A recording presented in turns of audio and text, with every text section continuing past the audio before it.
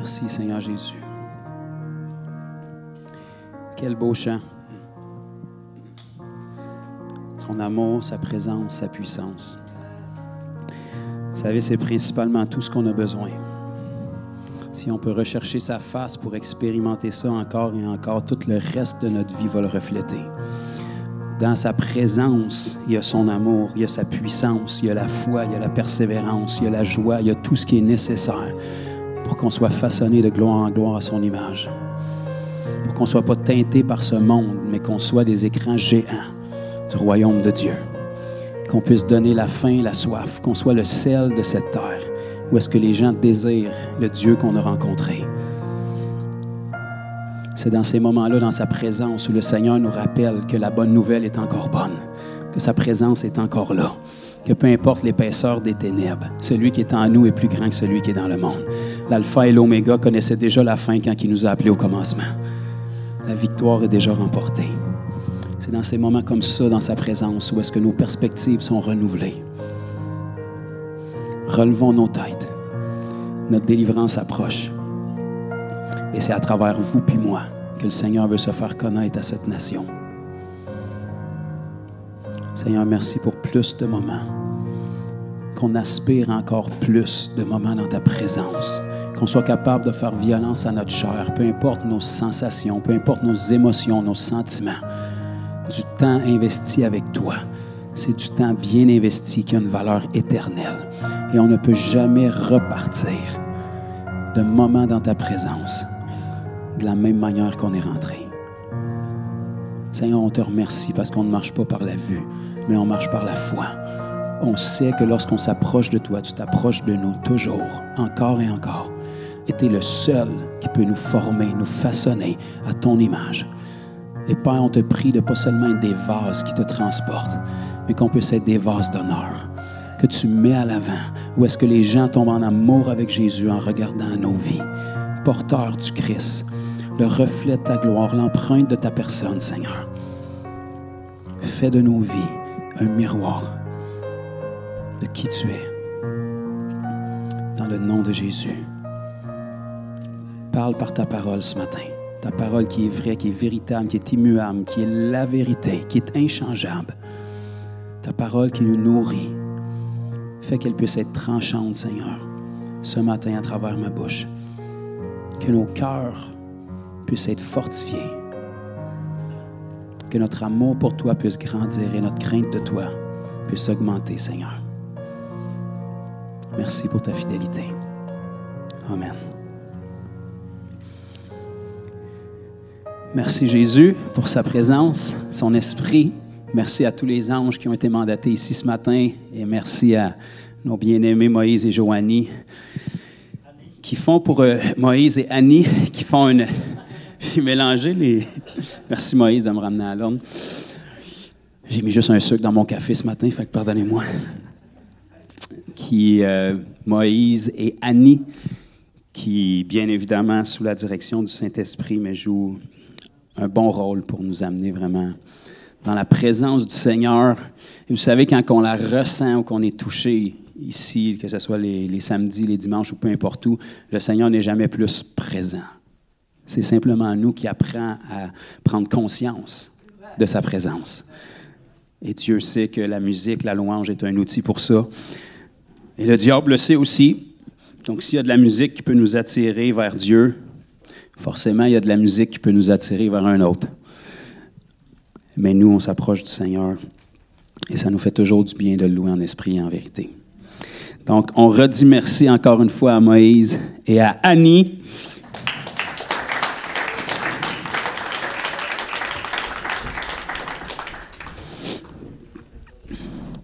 Ça fait presque 1 an et demi que l'Église Fondation Granby existe, puis je pense que depuis 1 an et demi, je pense pas qu'on ait eu 2 fois le même chant depuis l'ouverture. Fait que Annie, elle travaille très fort.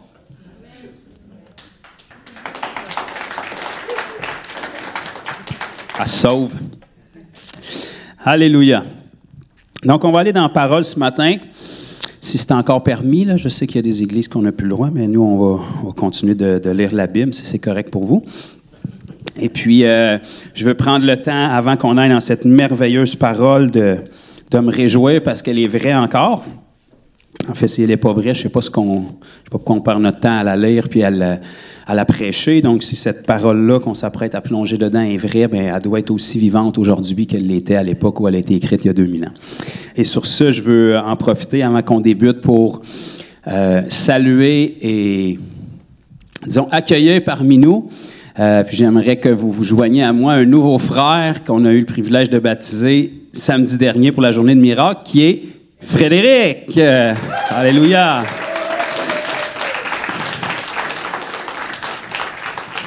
Donc, Fred qui voyage de Saint-Moucmouc-des-Meumeux pour venir nous voir dans le coin de Saint-Isidore. C'est ça. Là, il part de là pour venir nous voir. Fait que pour ceux qui sont peut-être comme moi, qui ne savent pas vraiment où est-ce que c'est à peu près 1h30. 1h30 quand tu es chrétien, 1h avant de l'être. Mais... Donc, il est avec nous et puis on est très heureux que le Seigneur l'ait touché. Puis Fred, apparemment, j'ai prié pour lui d'un salon ésotérique il y a 2 ou 3 ans. On ne se souvient plus. Et puis... pas eu de nouvelles depuis jusqu'à la semaine dernière. Mais apparemment, le Seigneur a fait son chemin tranquillement. Et puis, par une amie commune qu'on avait baptisée l'année passée à Sutton, il s'est retrouvé ici la semaine passée. Et puis, il a pu entendre l'Évangile puis prendre la meilleure décision de son éternité. Donc, félicitations, Fred, et bienvenue parmi nous. On a certainement besoin d'une paire de mains puis de pieds de plus pour aller détruire les œuvres du diable. Fait que si tu t'enrôles, on est bien content de t'avoir à nos côtés. Alléluia. Donc, ce matin, j'étais supposé d'amener d'autres choses, mais apparemment, le Seigneur voulait que ce soit ça ce matin. Ça a changé cette nuit. Donc, je vais apporter quelque chose qui n'est pas nouveau. En fait, ça fait 12 ans à peu près que je prêche, puis j'ai à peu près jamais prêché le même message de ma vie, excepté celui que je vous apporte ce matin. Je crois que c'est depuis qu'on est ouvert ici à Granby, peut-être la 2e ou 3e fois que je l'apporte. Mais dès l'ouverture, j'avais informé que c'était probablement le message que j'apporterais le plus fréquemment, périodiquement, parce que c'est comme un trésor, puis c'est comme la réponse aux problèmes. Ça va éviter les problèmes. C'est vraiment simple, mais c'est pas facile. Mais c'est simple. Mais si on comprend la simplicité de ça puis qu'on fait juste l'appliquer, on va venir de régler à peu près 90% des problèmes de votre vie chrétienne et des problèmes d'Église. Comme ça, l'Église va pouvoir se concentrer sur quelque chose d'efficace plutôt que de passer son temps à remettre dans le bateau des chrétiens qui ont été sauvés puis qui se rejettent à l'eau pour X raisons. Alléluia. Donc, pour ceux qui sont avec nous depuis le début, vous avez peut-être fait le lien. On va parler ce matin de quelque chose que j'avais intitulé, parce que ça a l'air intelligent apparemment de faire des titres, c'est la santé spirituelle. Donc, je vois par votre excitation qu'on va avoir un bon moment ensemble.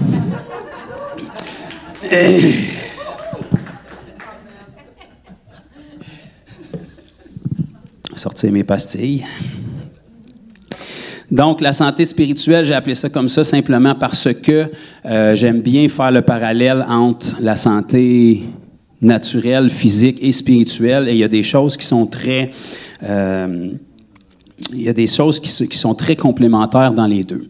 On va regarder vraiment où est-ce qu'on retrouve ça dans la parole, mais je pourrais vous dire que dans ma marche de foi, ça fait 40 ans à peu près que je suis dans l'Église, ceux qui connaissent mon témoignage.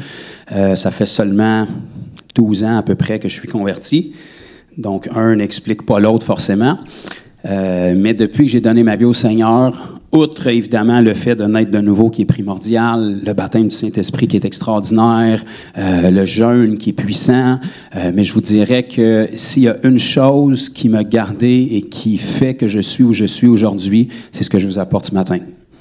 Si chaque chrétien, chaque enfant de Dieu né de nouveau est capable de saisir ça, puis je suis convaincu que vous l'êtes, puis est capable de se discipliner pour l'appliquer dans son quotidien, c'est un succès garanti que je vous donne.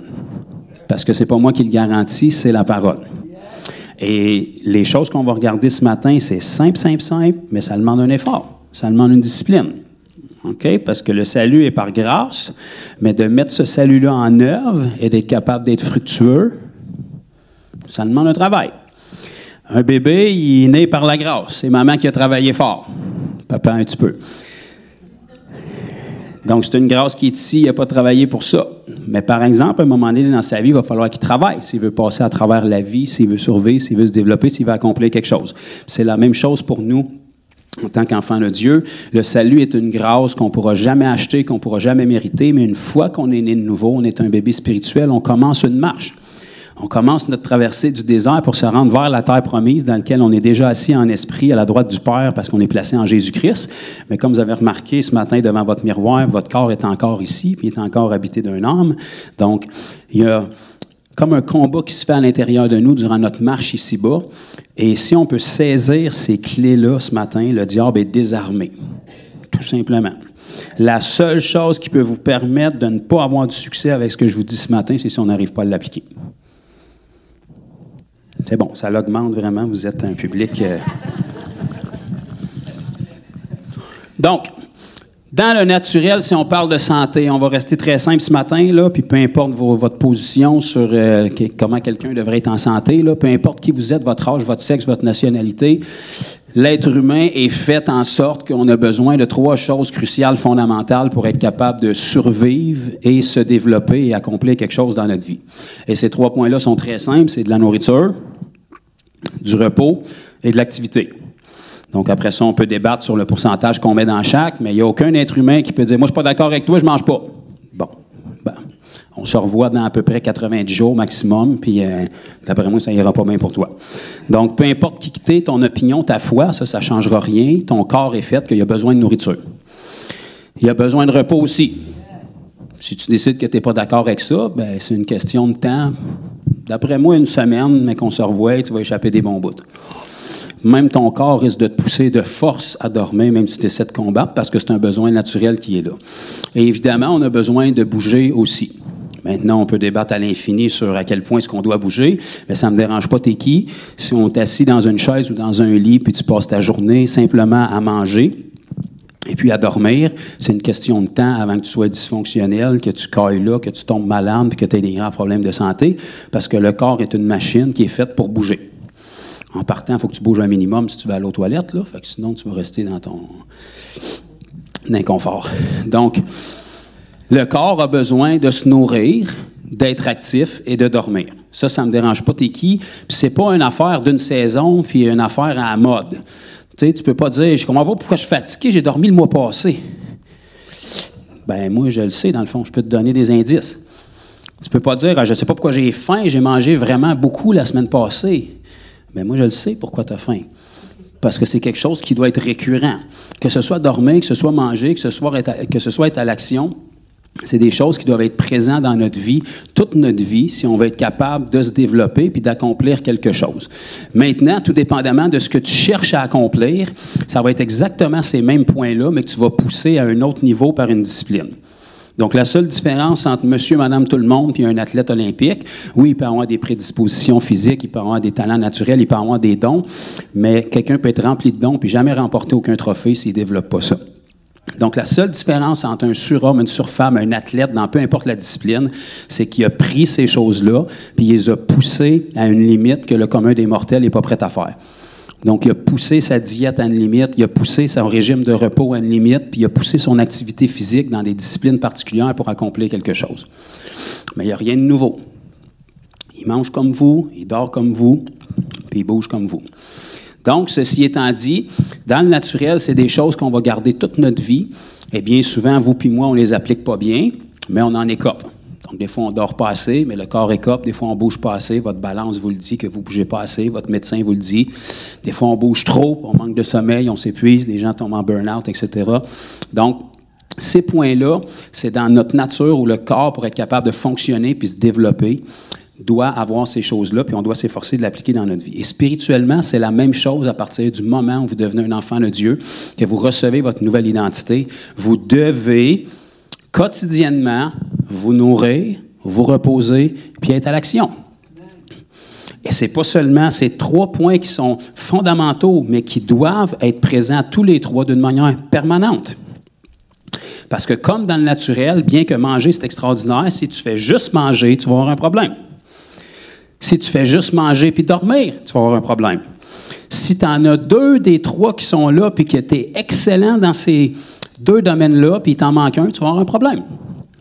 Donc, spirituellement, c'est la même chose. On doit se nourrir quotidiennement, on doit être à l'action quotidiennement, puis on doit avoir du temps de repos quotidiennement.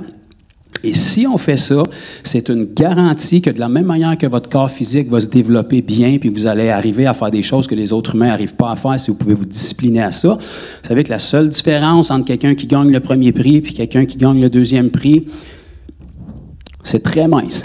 C'est le matin où il y a eu la discipline de se lever 1 heure plus tôt que l'autre pendant que l'autre a resté à dormir. Parce qu'il y avait un but, il y avait une motivation, il y avait quelque chose à atteindre, il y avait quelque chose qui le drivait. La majorité des chrétiens, malheureusement, manquent de discipline. Pourtant, on est appelés des disciples. Fait que le premier point qui caractérise un disciple, normalement, c'est qu'il est discipliné. Et la majeure raison pourquoi les chrétiens, évidemment, manquent de discipline bien souvent, c'est qu'ils n'ont pas de but à atteindre. Je ne sais pas quel évangile ils ont entendu. On dirait que depuis qu'ils ont dit oui à Jésus, ils flottent sur une licorne avec des libellules puis des éléphants roses, puis on attend le bateau de sauvetage à un moment donné avec Jésus qui va revenir nous chercher, puis entre-temps, je ne sais pas, on critique puis on survit. Par contre, si on a un but puis une cible à atteindre, puis qu'on est redevable, puis qu'on a quelque chose qui doit être fait, ça va nous pousser à se discipliner. Parce que quand tu as un but à atteindre, puis tu vois que tu n'es pas capable de l'atteindre, tu mets les choses en place dans ta vie pour être capable de l'atteindre. Fait que si tu commences à t'entraîner, puis tu n'es pas capable de déplacer une barre de 50 livres pendant que l'autre à côté, il a 100 livres de moins que toi, puis il en pousse une de 500, tu as le choix de dire « je ne suis pas capable, c'est pas pour moi », ou de réaliser, comme tout le monde, que tu es capable, mais lui, il a juste mis des efforts que tu n'as pas mis encore. Fait que si tu as un but à atteindre, puis tu as une redevabilité qui est là, puis tu as une cible qui est fixée, tu vas faire les démarches nécessaires pour arrêter d'avoir des échecs, puis arrêter d'être incapable, mais de pouvoir remporter la victoire. Puis en tant qu'enfant de Dieu, on n'est pas appelé à ça l'échec. On a un Dieu qui ne connaît pas c'est quoi l'échec. On a un Dieu qui ne connaît pas c'est quoi la défaite. Il est plus que vainqueur. Il n'a jamais perdu. Le diable ne sait que perdre. Jésus n'a jamais perdu et ne perdra jamais. Et on a été placé en lui. Donc, on est appelé à la victoire. On est appelé à triompher. La Bible nous dit que la victoire qui triomphe du monde, c'est notre foi. Donc, si on croit ce que la Bible dit sur nous, on va commencer à marcher dans la victoire. Donc, ce qu'on doit appliquer dans notre vie chrétienne ou se discipliner à appliquer, c'est ces 3 points-là. On doit se nourrir, je vais le répéter, là, vous allez avoir l'impression d'être en maternelle le matin, là, mais on doit se nourrir, on doit se reposer et on doit se mettre à l'action quotidiennement. Quotidiennement, ça c'est chaque jour. Puis il y en a 7 dans une semaine. Puis après une semaine, il y a une autre semaine qui s'en vient après. C'est avec des jours qu'on fait des semaines, c'est avec des semaines qu'on fait des mois, puis c'est avec des mois qu'on fait des années. Et si on est capable d'être fidèle dans ces choses-là, on va se rendre compte, parce que nous, on ne le réalise pas sur le coup, mais à un moment donné, avec le recul, on va regarder 6 mois en arrière, 1 an en arrière, 2 ans en arrière, puis on va voir des gens qui étaient avec nous, il y a 2 ans en arrière, puis nous, on a l'impression qu'on n'est pas si extraordinaire, mais quand on regarde dans notre vie, puis où est-ce qu'ils sont, on va réaliser qu'on était là où est-ce qu'ils étaient il y a environ 2 ans en arrière, puis que là, pour nous, c'est juste naturel de marcher dans la puissance, puis d'accomplir des choses phénoménales, puis d'être en communion avec le Seigneur, puis il me semble qu'on n'a pas fait de conférence spécifique, puis on n'a même pas acheté le nouveau coffret DVD de l'année. Tout ce qu'on a fait, c'est être discipliné. Le Seigneur a pu forger quelque chose en nous. On est un édifice spirituel, pas une épave ou une catacombe. C'est mieux de construire tranquillement puis de construire, plutôt que de partir en feu puis de fesser un mur puis d'être démoli puis d'avoir un creux de 6 mois puis de revenir. Il n'y a rien qui est plus dommageable pour un témoignage que quand vous parlez de Jésus à quelqu'un, puis 6 mois après, quand son cœur est convaincu puis qu'il vous cherche, il est obligé de vous ramener au Seigneur lui-même. Tu sais, ton Jésus que tu m'as parlé, ah ouais, excuse-moi, j'étais dans une pause, là, je sais pas, tu sais, j'étais trop intense. Puis... Stable. La mentalité de chrétiens randonneurs qui sont sur la montagne, sur la vallée, sur la montagne, sur la vallée, puis à un moment donné, il n'y a plus de montagne, c'est rien que des vallées, là. Stable. On sert l'Éternel.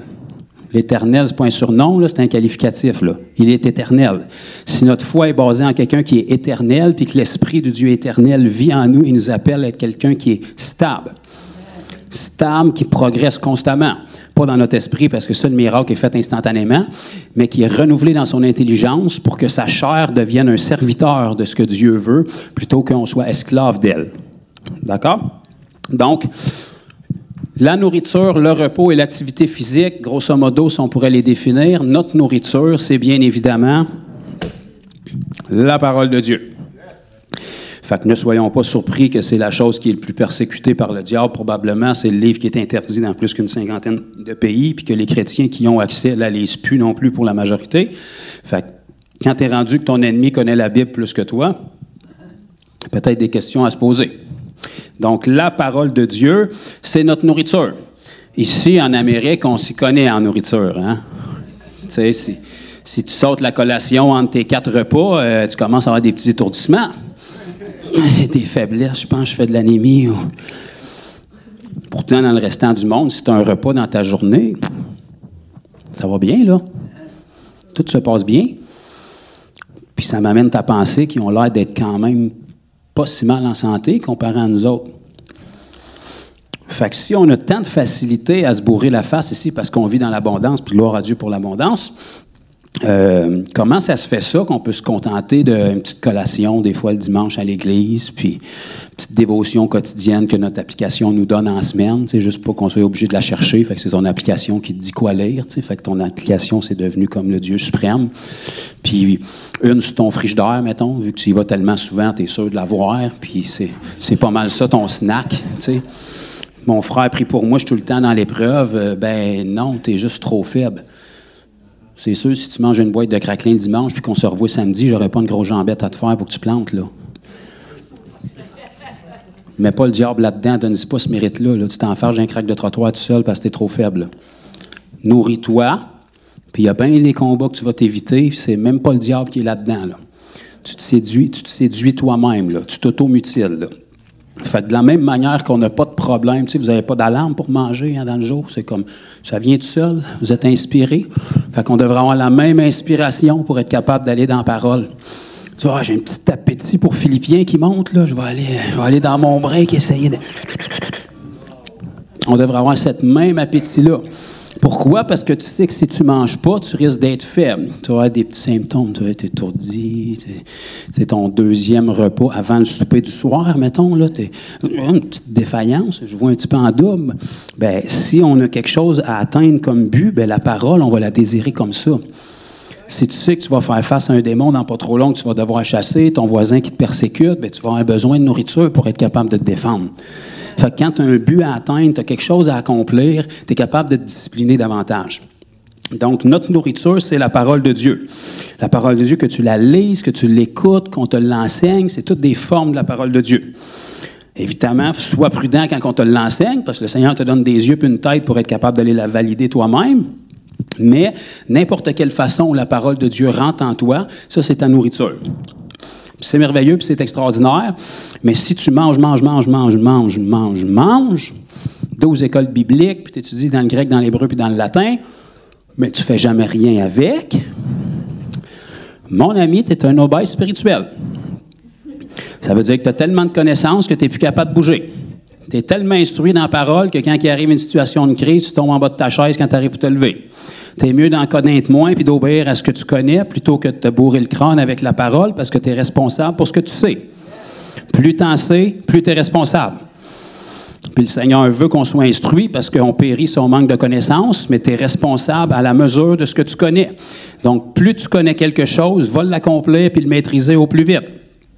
Parce que si tu as trop de connaissances pour être capable d'obéir à la parole, c'est contre-productif, là. Fait que ta nourriture puis la quantité de nourriture que tu manges devrait être proportionnelle à l'activité physique que tu vas accomplir. Dans le reste du monde, là, je sais que c'est en Amérique, c'est pas tout à fait comme ça, mais ensuite de ça, on a besoin de se reposer tous les jours. Et notre repos, c'est du temps dans la présence de Dieu. Vous remarquerez, quand vous vous reposez, là, un des critères primordiaux de ça, c'est que vous faites rien.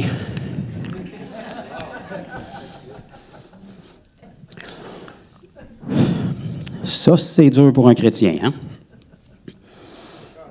Je veux dire, un chrétien va te reposer dans la présence de Dieu. Ah, OK! Où? Va dans ta chambre. OK.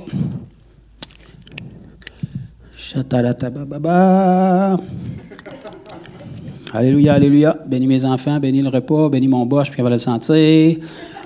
Alléluia. Prie pour que Joe finisse pas trop tard dimanche. D'habitude, je suis pas à l'église. Ah, ben, coudonc. Caroline.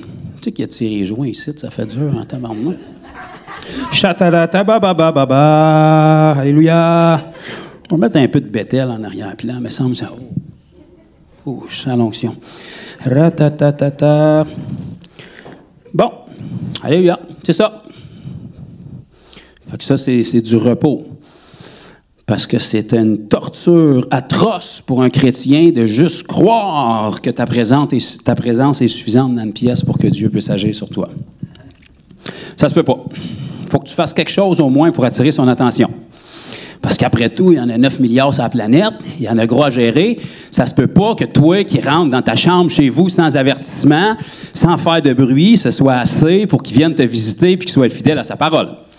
Tu ne mérites pas ça quand même. Il faut au moins que tu l'amadoues avec une coupe de versets, un peu comme un génie dans une lampe. Là, tu le frottes avec des beaux versets de louange ou quelque chose pour que peut-être tu sortes sur le radar du ciel puis qu'il réussisse à dispatcher une coupe d'anges qui n'avait rien à faire. Puis tu sais, ouais, bon, OK, peut-être. Là. J'avais des vies à sauver là, mais là, lui, tu sais, bon, j'avoue que il attire mon attention un petit peu. Là, je peux peut-être bien y donner, pas ma pleine présence, tu sais, juste comme des petites gouttes, là, un petit frisson, une petite révélation sur un verset. Petite rancune de cœur qui tombe, boum, puis s'il est encore là, peut-être, mais qu'il ait mal aux genoux, là on verra. Là, tu sais. Ou pas. Dans le fond, peut-être que c'est pas de même ça marche. Peut-être qu'il est plus intéressé que toi de te parler. Peut-être que depuis que tu as un œil ouvert ce matin, il attendait juste d'avoir ce moment-là. Où est-ce que tu lui donnes la qualité et la quantité de ton temps? Peut-être que si tu rentres dans ta chambre, il est déjà là et il t'attendait. Peut-être qu'il est très intéressé, en tant que Père Céleste, de passer du temps avec toi, ou est-ce que tu peux arrêter juste pour un petit instant d'y dire quoi faire, puis tout à coup qu'il le saurait, mettons. Mettons que ta liste de souhaits, là, il la connaîtrait. Mettons que, dans le fond, tu passes ton temps à lui demander ce que tu veux, mais lui, il est bien plus intéressé de te donner ce que tu as besoin que ce que tu veux. Parce que, mec, qui te donne ce que tu as besoin, tu vas réaliser que tu n'avais absolument pas besoin de ce que tu voulais. Fait que, du repos dans la présence de Dieu, c'est quelque chose qu'on doit développer puis apprendre. Parce que pour nous, du temps avec le Seigneur, forcément, il faut qu'on prie, il faut qu'on fasse des simagrées, il faut mettre une louange là-dedans, 2-3 mois en langue, parce que sinon, ça passe pas. C'est pas suffisant. On n'a pas mérité que le Seigneur vienne agir. On n'a pas mérité qu'il vienne intervenir. Si tu ne fais pas le bacon puis la truite à terre avec l'huile d'onction qui coule de tes murs quand tu pries, le Seigneur n'est pas en train d'agir. Tu as passé à côté. Ta prière n'était pas bonne. Ou, c'est pas comme ça que ça marche. Puis on s'approche de lui par la foi. Donc, on a besoin de se nourrir quotidiennement, on a besoin d'aller dans sa présence quotidiennement pour se reposer, et on a besoin d'être à l'action. Pouvez-vous croire ça? Nouvelle doctrine, l'Église moderne. Faire quelque chose avec la parole. Comme si la chrétienté, c'était quelque chose d'actif, là, plutôt que d'être passif. Là. Comme si on était sauvé pour un but, plutôt qu'on a notre ticket et on attend de pouvoir entrer dans le stade. Là.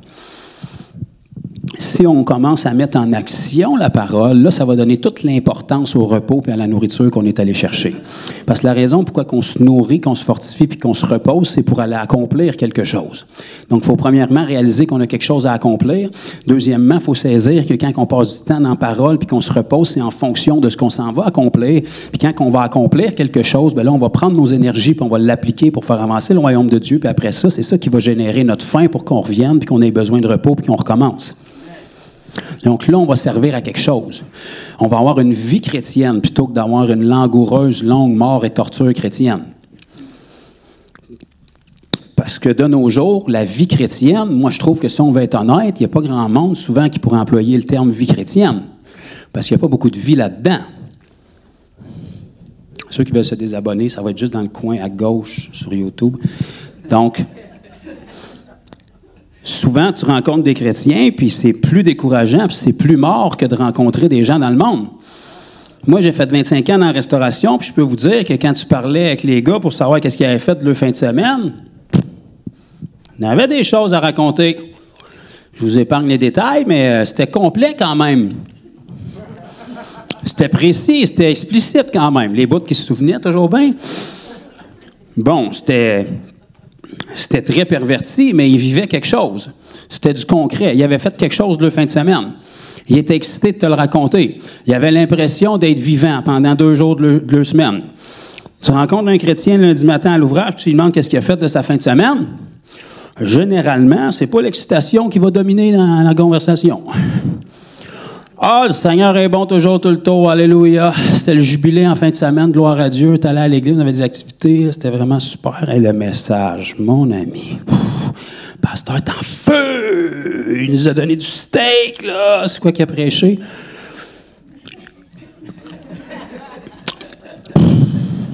Écoute, j'étais à terre dans l'esprit. Je te dis, j'ai été frappé. Je sais que c'était bon. Je pourrais pas te le dire là. Faut pas être légaliste quand même, mais c'était puissant. Je te dis, là. C'était incroyable. Écoute, on a fini à 12h05. Donner une idée comment ça a débordé, là. Puis ça, c'était tellement puissant, j'ai été attaqué en sortant. Je te dis, là, j'étais allé au restaurant, puis ils m'ont emmené mes œufs crevés au lieu de tourner, là. J'ai dit à la serveuse, je suis chrétien, moi. Je t'ai dit, le Seigneur m'avait touché, hein? Fait que j'ai eu l'audace de y dire. Elle ne leur fera plus, m'a dit une affaire. OK. Je suis obligé de vous faire rire, parce que là, c'est un coup, puis après ça, une petite shot d'humour, puis après ça, un autre coup. Fait que vous sortez d'ici, vous ne savez pas ce qui s'est passé, mais le Seigneur a travaillé. Donc, généralement, il n'y a pas vraiment d'excitation dans la vie chrétienne, parce que ça fait longtemps que c'est devenu religieux puis traditionnel, puis on apprend à faire toutes les bonnes choses, mais dans quel but? Honnêtement, si tu n'effraies pas, ça changerait quoi dans la vie de qui? Si ça fait 20 ans que tu es chrétien, puis tu es un chrétien 007 à ton travail, puis il n'y a personne qui le sait que tu es chrétien là, même le ciel ne sait pas que tu es chrétien.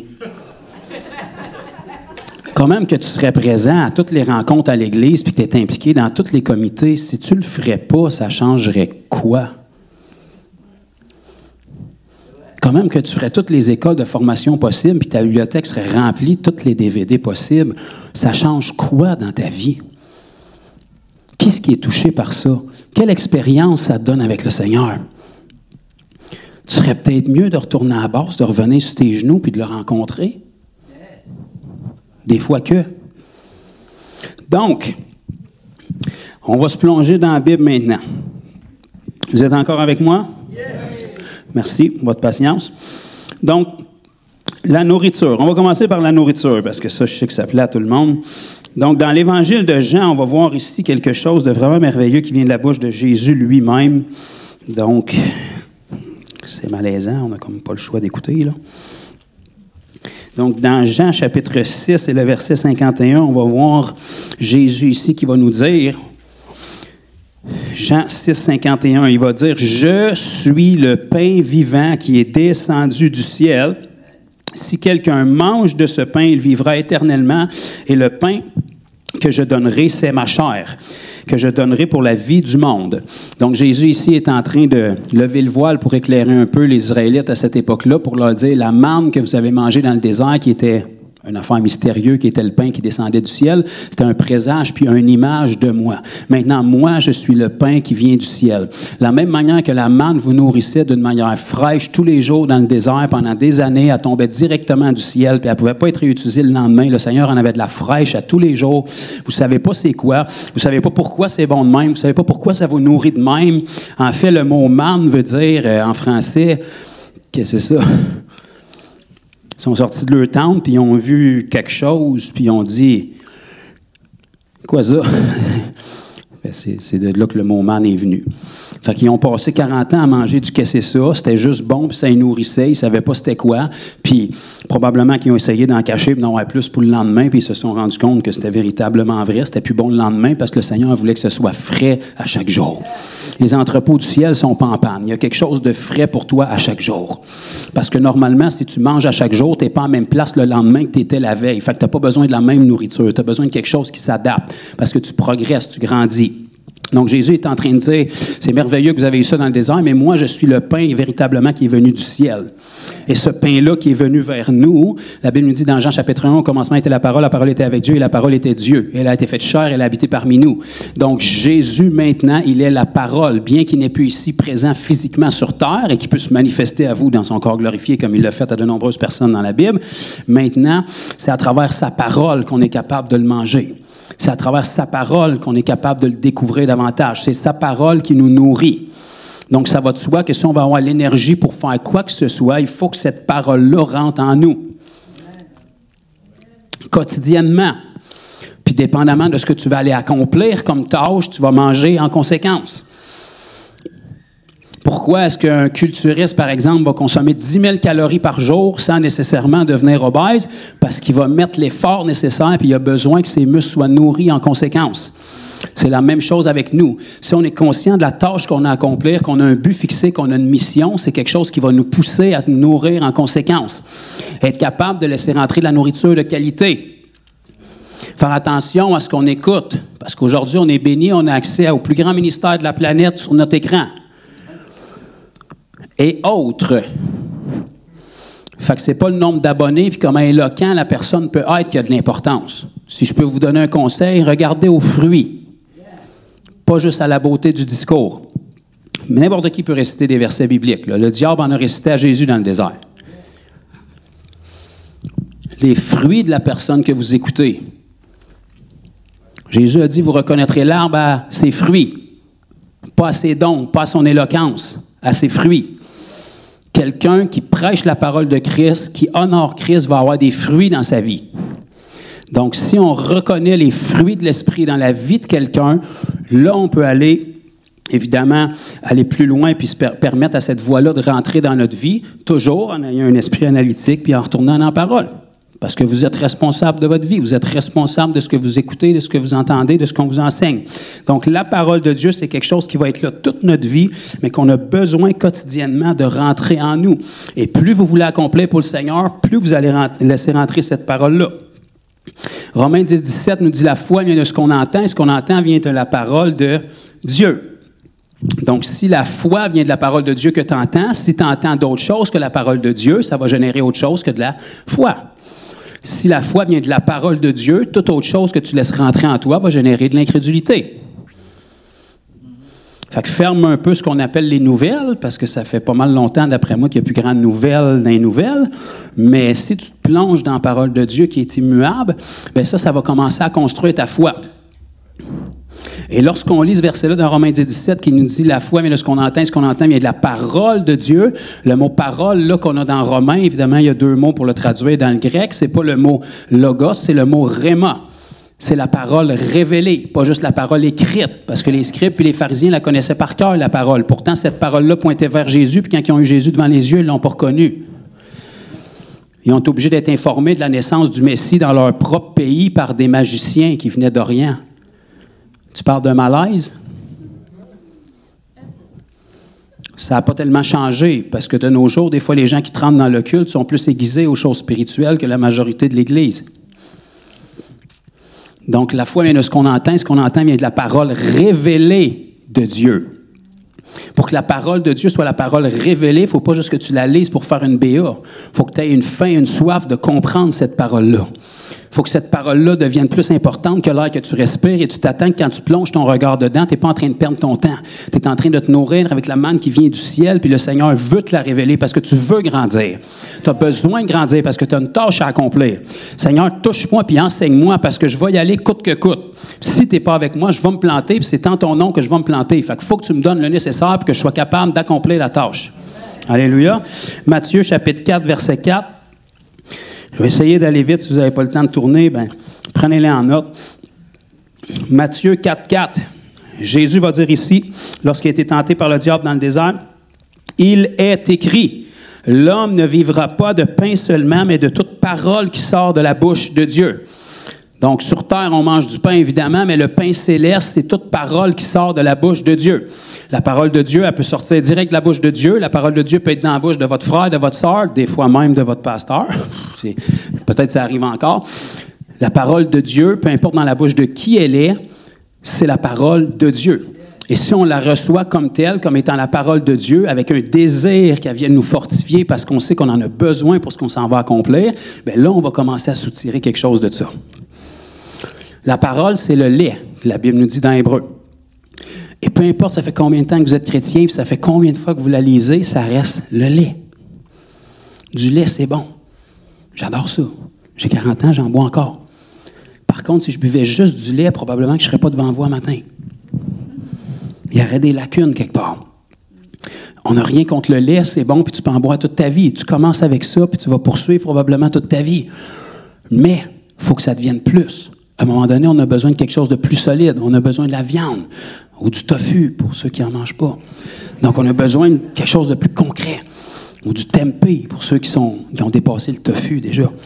Donc, on a besoin de protéines, on a besoin de quelque chose de plus ferme. Et la parole de Dieu va toujours rester le lait, elle est essentielle, mais ça reste du lait.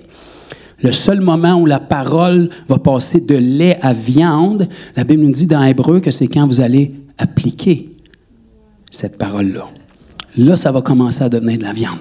Seulement là que vous allez pouvoir commencer à être des hommes et des femmes matures dans la foi quand vous allez appliquer, mettre en œuvre la parole. 1 Pierre chapitre 2 et le verset 2-3.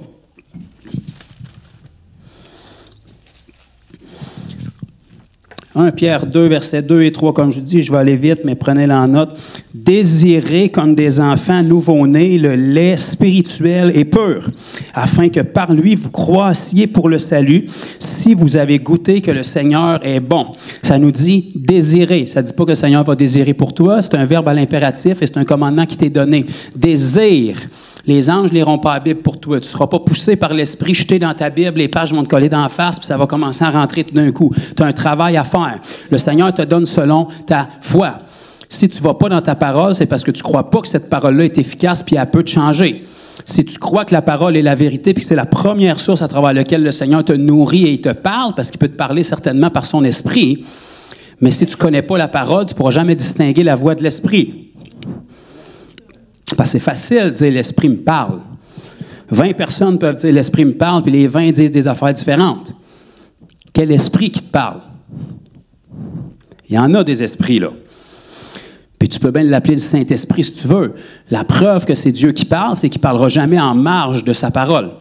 Fait que si tu vas avoir le bon filtre pour être capable de discerner quelle voix t'entends dans ton esprit, ça prend le filtre de la parole. Tant que la parole n'est pas rentrée en toi, tu ne pourras pas discerner quel esprit qui te parle. Puis peu importe l'esprit qui te parle en tant que chrétien, il va te parler sous une forme biblique à travers la parole. Parce que le diable sait que pour séduire un chrétien, il ne prendra pas des versets du Coran. Il va prendre des versets de la parole, hors contexte, dans des mauvaises situations tordues. Fait que si tu veux être capable d'entendre la voix de Dieu, puis certainement on doit entendre la voix de Dieu, la Bible nous dit qu'on reconnaît la voix de notre berger qui parle en nous. Mais si on va être capable d'avoir le bon fil pour reconnaître la bonne voie, puis pas faire d'erreur, puis être un chrétien qui a de l'air super spirituel juste en étant charnel, mais il faut qu'on soit capable de connaître cette parole-là, comme ça, quand on entend des esprits parler, ou que notre esprit nous parle, on est capable de discerner si c'est Dieu qui parle ou si c'est n'importe quoi d'autre. Donc, on doit désirer comme des enfants nouveau-nés le lait spirituel. Vous savez, un nouveau-né, il n'est pas conscient encore, pourtant il est attiré vers la tétée. Il cherche automatiquement le sein, puis il n'a pas nécessairement besoin d'apprendre à boire, il y a un désir pour ça. Le nouveau-né ne prendra pas le sein pour cracher ça, pour dire « je voudrais du jus à la place ». Il ne connaît pas d'autre chose, il y a un instinct naturel vers ça. Il ne sait pas, mais Dieu il a mis un instinct dans lequel il sait que c'est de ça qu'il a besoin. C'est ce que sa mère lui donne, duquel il a besoin. Donc, en tant qu'enfant de Dieu, ce serait normal qu'on ait le désir, comme des enfants nouveau-nés, d'aller vers la parole, de connaître la parole. Tant qu'on n'a pas appris à discerner la voix de Dieu, c'est la meilleure façon dont on va l'entendre nous parler. Donc, on doit désirer ce lait-là, spirituel et pur, afin que par lui, nous croissions. Donc, chaque fois qu'on va dans la parole, on doit avoir une aspiration et un désir de croître. Si tu es bien correct avec ta vie chrétienne, puis que ça fait 10 ans que tu es à la même place, puis que dans 10 ans, tu te vois à la même place, bien lâche la parole. Tu es arrivé. Gloire à Dieu. Tu es rendu parfait. Manifestation du Messie à nouveau.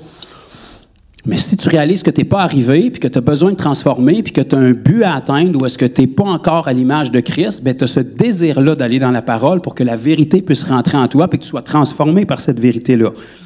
Hébreux chapitre 5, c'est le passage que je vous ai mentionné tantôt. On va juste le lire textuellement pour pas que personne crie au faux prophète. Hébreux chapitre 5 et le verset 12. « Vous, en effet, qui depuis longtemps, vous devriez être des maîtres.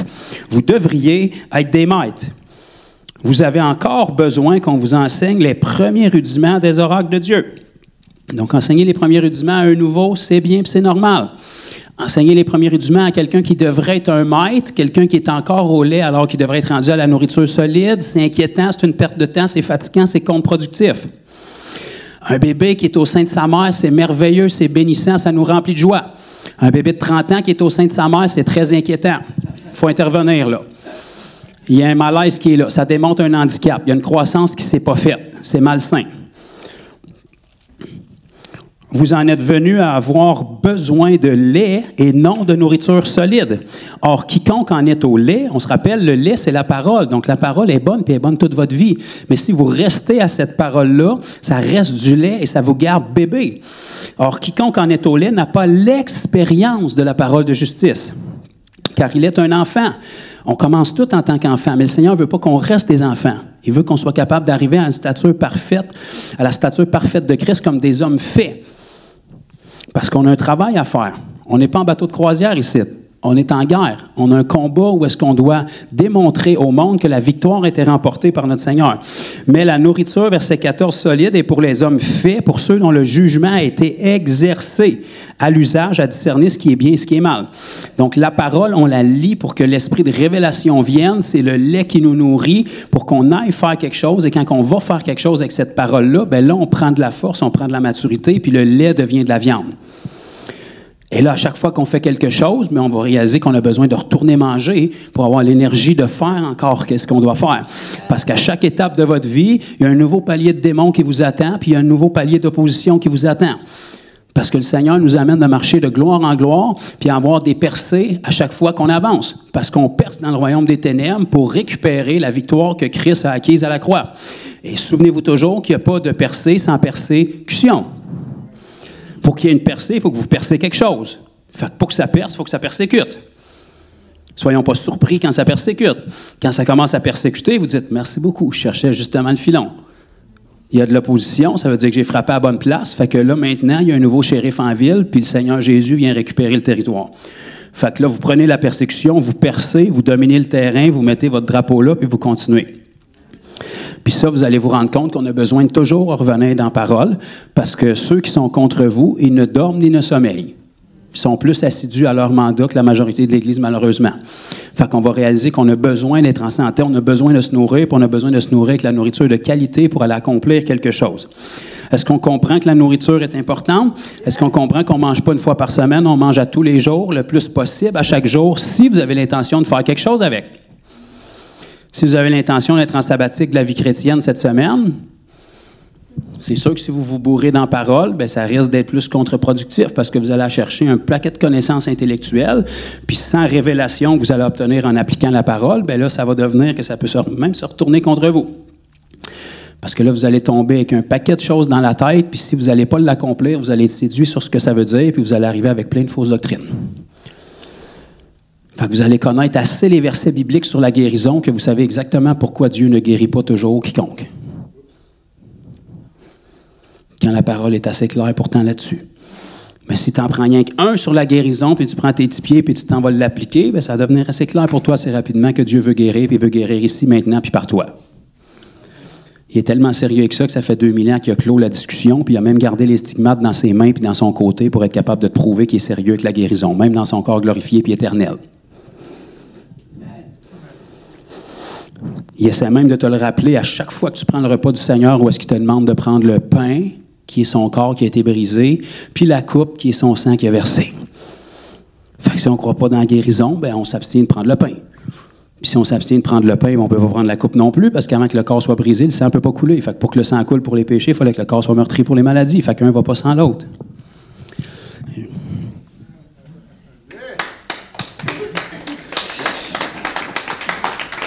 OK. Prochaine étape, le repos. Alléluia. Se reposer dans la présence de Dieu. On rebondit dans Isaïe, Ancien Testament, juste pour que tout le monde soit conscient que je suis un prédicateur complet, qui va autant dans l'Ancien que dans le Nouveau.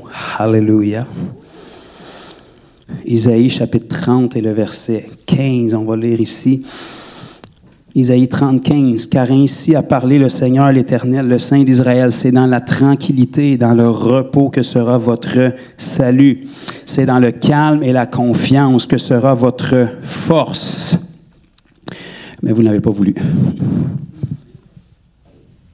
À cette époque-là, pas vous autres, là, pas moi non plus, mais à cette époque-là, ils ne l'ont pas voulu.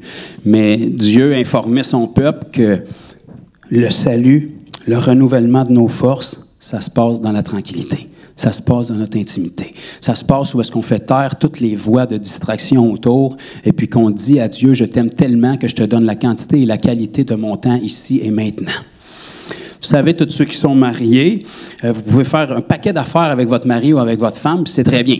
C'est merveilleux que vous allez à l'épicerie avec, c'est merveilleux que vous allez marcher le chien avec, c'est merveilleux que vous allez au cinéma avec, pas trop souvent parce qu'il n'y a pas grand-chose de bon qui joue là, mais c'est merveilleux que vous fassiez quelque chose avec, mais ça n'aura pas le même impact que lorsque vous prenez du temps seul à seul ensemble. Parce que ce qui enfante, c'est l'intimité.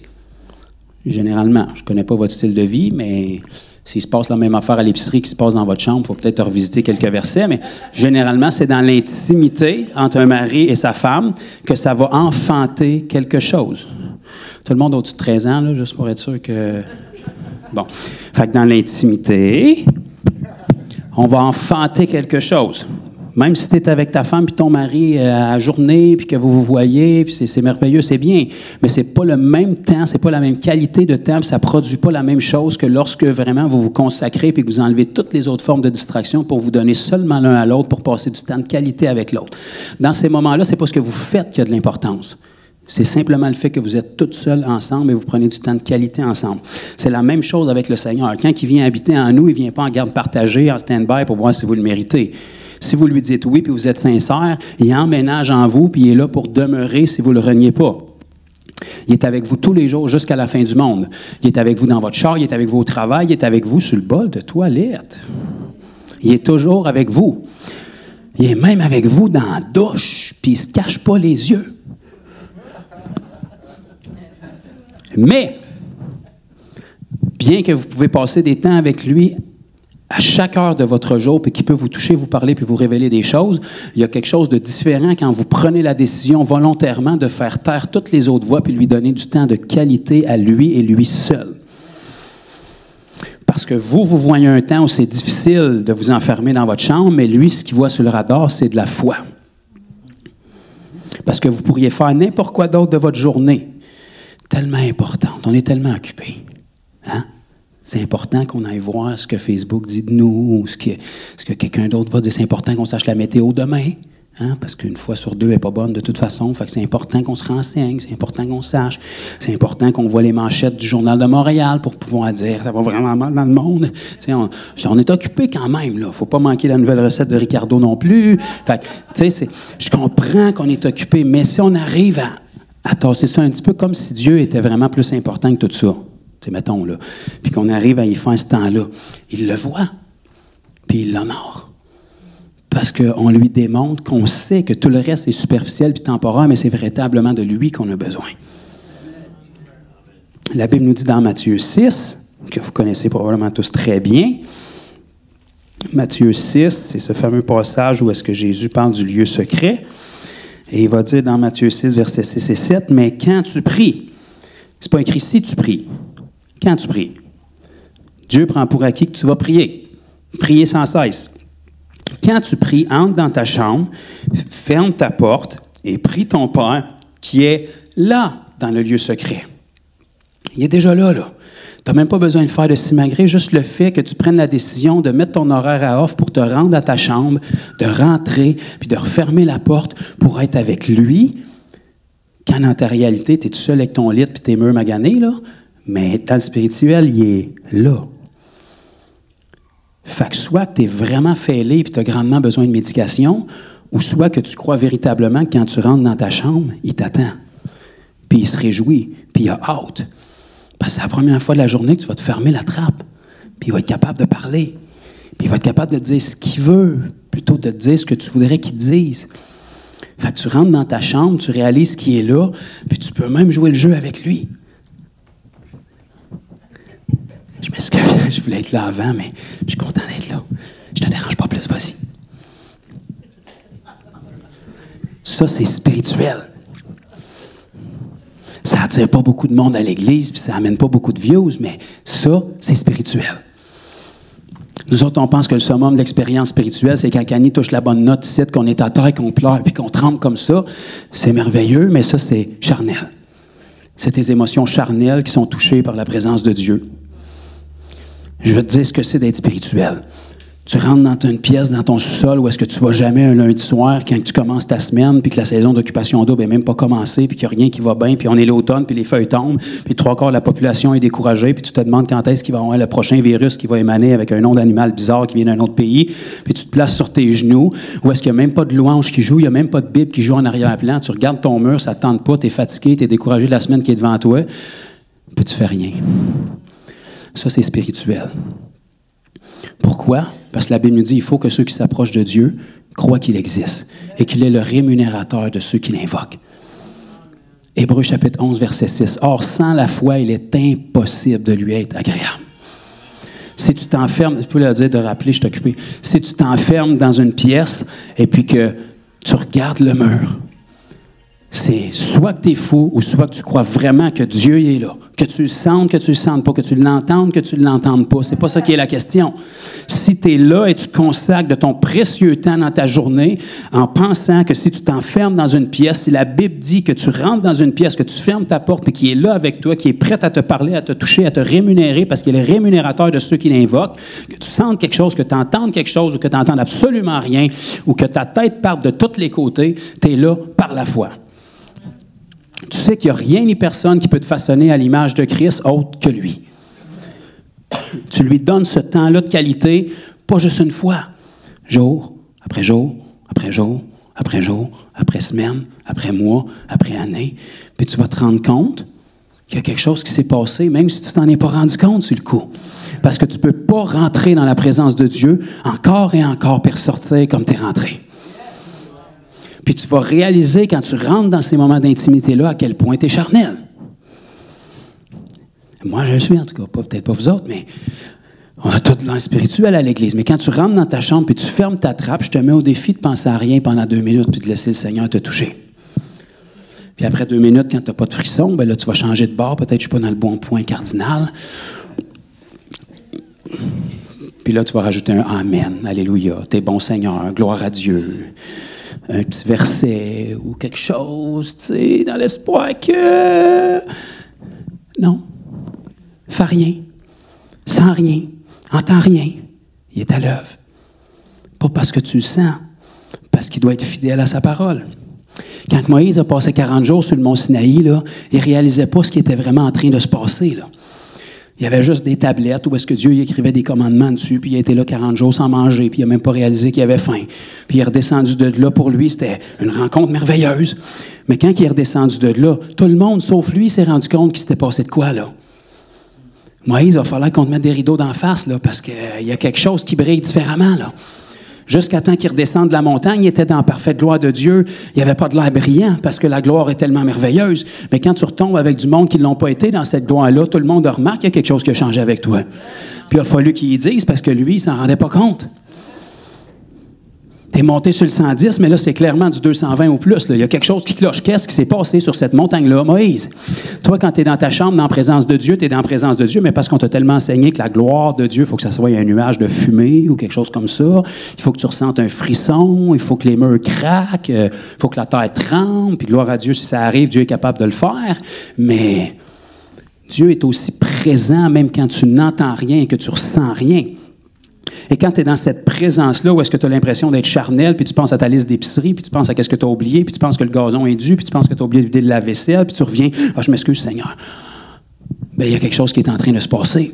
Toi, tu t'en rends pas compte, mais quand tu ressors de là, après des jours, des semaines, puis des mois, à un moment donné, le monde te regarde, puis qu'est-ce qui s'est passé avec toi? Puis là, à un moment donné, tu vas faire face à une situation de ton quotidien où est-ce que tu étais habitué de réagir, puis là, tu réagis différemment, puis tu te dis, mais qu'est-ce qui s'est passé? Pourtant, je n'ai même pas prié spécifiquement un matin, je n'ai même pas lu ma Bible, je n'ai même pas été à la super conférence que j'ai manquée en fin de semaine, que j'avais achetée depuis 1 an. J'ai rien fait de spécial, me semble. Puis là, Dieu va te dire, tu sais, quand tu étais à genoux dans ta chambre en train de regarder les murs, là, puis tu sentais rien, puis tu n'entendais rien, là, mais moi, je te voyais. J'étais à l'œuvre. Parce que le travail se fait en dedans. Tu n'es pas obligé de toujours ressentir qu'est-ce qui se passe. C'est les fruits qui en ressortent qui comptent. Tu n'es pas appelé à marcher par la vue, mais par la foi. Je me permets de penser que si chaque verset sont très importants dans la Bible, puis que Dieu prend la peine de nous répéter dans Habakkuk 2.4, Romains 1.17, Galates 3.11, Hébreux 10.38, que son juste vivra par la foi, soit qui est trop vieux puis qui radote, ou soit qui veut vraiment qu'on saisisse quelque chose. La foi est comme pas une option. La foi est la seule façon qu'on peut s'approcher de lui de toute façon. Personne ne peut voir Dieu et vivre. Tu peux voir ses anges, tu peux voir des manifestations, tu peux voir Jésus dans sa gloire, mais tu ne peux pas voir Dieu. Il va tout le temps falloir que tu t'approches de lui par la foi. Et s'approcher de lui par la foi, ça ne veut pas dire que tu dois ressentir ou entendre quoi que ce soit. En cours de route, si tu t'approches de lui par la foi en n'entendant rien puis en ressentant rien, c'est inévitable que tu vas finir par ressentir et puis entendre. Mais on ne le fait pas pour ça. On le fait parce que si Dieu nous le demande de le faire, il se doit d'être fidèle à sa parole. Et si on rentre encore et encore dans notre lieu secret pour la seule et unique raison qu'on sait qu'il est le seul qui peut nous changer puis qu'on a besoin d'être changé puis qu'on ferme notre trappe pour le laisser agir sur nous, il va peut-être commencer à nous montrer des choses qu'on n'a jamais pu voir dans notre vie parce qu'on était trop occupé à lui dire quoi faire. Puis on va ressortir de là façonné puis transformé. Dans l'Ancien Testament, lorsque le prophète a fait des miracles, à un moment donné, il y a eu une petite rechute, il s'est retrouvé à aller se cacher parce qu'il avait peur pour sa vie. Un dénommé Élie. Il s'est retrouvé dans une grotte à un moment donné dans le livre des rois.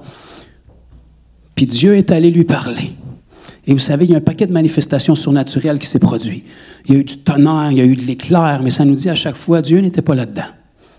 Pourtant, ça annonçait la venue de Dieu, mais Dieu n'était pas là-dedans. Dieu est arrivé après tout ça, dans une voix douce et calme pour s'adresser à son prophète. Dieu est capable d'en faire du bruit. Il met ses pieds sur quelque chose, puis tout pète.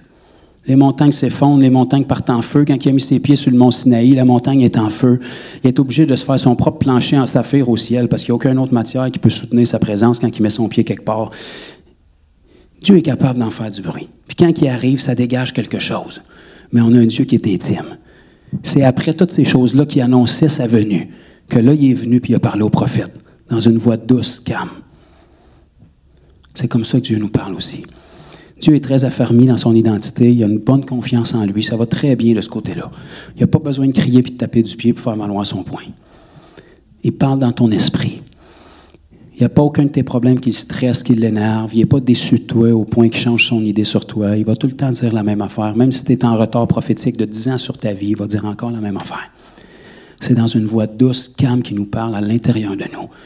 Parce qu'on n'a plus un Dieu qui est à l'extérieur, qui parle audiblement pour que les prophètes puissent parler. Maintenant, on a un Dieu qui est à l'intérieur, qui parle dans notre esprit. Et il faut apprendre à l'écouter, parce que toute notre vie, on a appris à écouter d'une manière charnelle, puis à parler d'une manière charnelle. Fait qu'on a la difficulté à discerner notre esprit, puis à entendre où est-ce que Dieu parle. Et pour être capable de développer ça, il faut être capable de faire taire les voix dans notre vie, puis toutes les distractions, pour être capable de se discipliner. Et vous savez, il n'y a rien de plus difficile pour un chrétien de rentrer dans la présence de Dieu puis de rien faire. On va toujours être poussé à faire quelque chose. Et c'est comme ça, en te disciplinant à rien faire, à rien dire, à t'attendre qui est à l'œuvre, même si tu ne sens rien, que tu vas apprendre à discipliner ta chair. Si tu rajoutes le jeûne à ça, ça va être encore mieux. Parce que quand tu jeûnes, tu donnes un micro à ta chair. Puis elle s'exprime. Librement. Puis pendant qu'elle parle, tu y rappelles « Merci pour ton opinion, mais elle n'est pas nécessaire. Mais que je la veuille, je vais te la donner. » Fait que là, le jeûne t'apprend à discipliner ta chair, te garder dans ton lieu secret sans rien faire pour attirer l'attention du Seigneur, t'apprends à discipliner ta chair. Fait qu'après ça, mec, tu ressortes de ton lieu secret, peu importe les distractions qu'il va y avoir autour, tu vas avoir une acuité beaucoup plus aiguisée pour entendre la voix de Dieu qui parle en dedans de toi. Puis tu vas être bien moins attiré par les choses charnelles. Parce que là où tu places tes yeux, ce que tu contemples dans ta vie, c'est ce qui va être amplifié. Car tel un homme pense, tel il est. Tes pensées sont nourries par les fenêtres de ton âme, ce qui rentre ici, ce qui rentre là. Si tu fixes tes yeux sur Jésus, tu es fait taire la voix de ta chair et puis tu restes dans sa présence, tu vas être nourri par les choses célestes, les choses de ce monde vont pâlir et puis tu vas avoir un intérêt pour les choses de Dieu. Tu vas avoir un but à atteindre, ça va t'aider dans ta discipline parce que tu as quelque chose à atteindre, il y a quelque chose qui doit être fait. Le monde est trop mal en point puis les gens souffrent trop pour que je vive ma vie chrétienne comme sur un bateau de croisière parce que le seul Jésus qu'ils vont rencontrer, c'est vous puis c'est moi. Merci pour les 2 personnes qui se joignent à la cause. Donc, le monde a besoin que vous puis moi, on manifeste Christ à sa juste valeur. La Bible nous dit que la création toute entière attend après la manifestation des fils et des filles de Dieu. L'Église ne l'attend même plus, puis la création l'attend.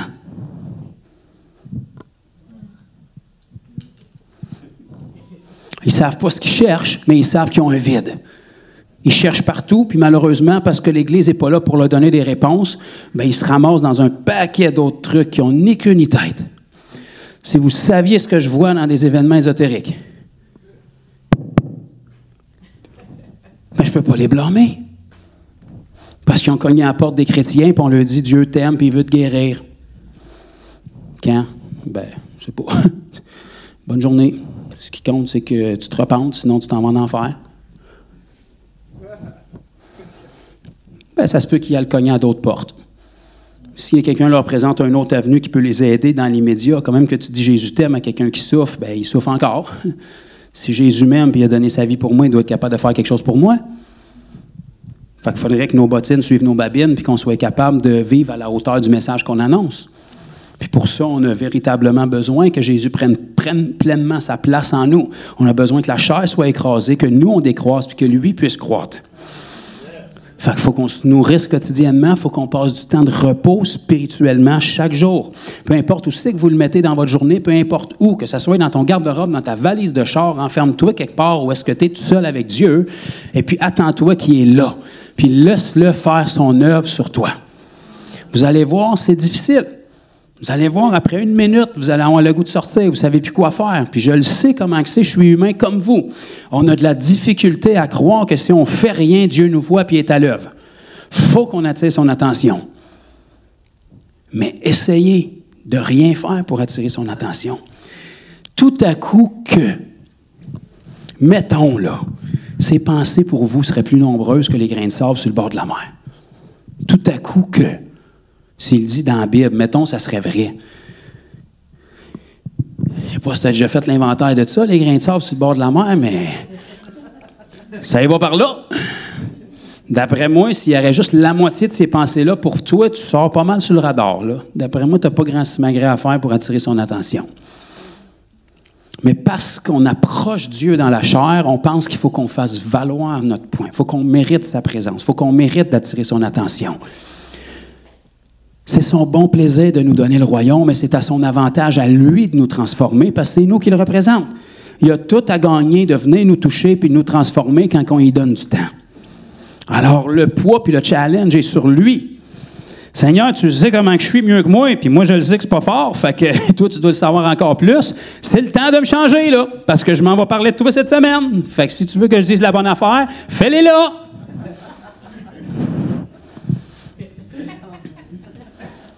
Puis, mec, tu y ailles, tu vas te rendre compte que juste en faisant des pas de foi puis en faisant que des erreurs dans ta semaine, tu sais, le Seigneur est capable de travailler avec ça, des erreurs.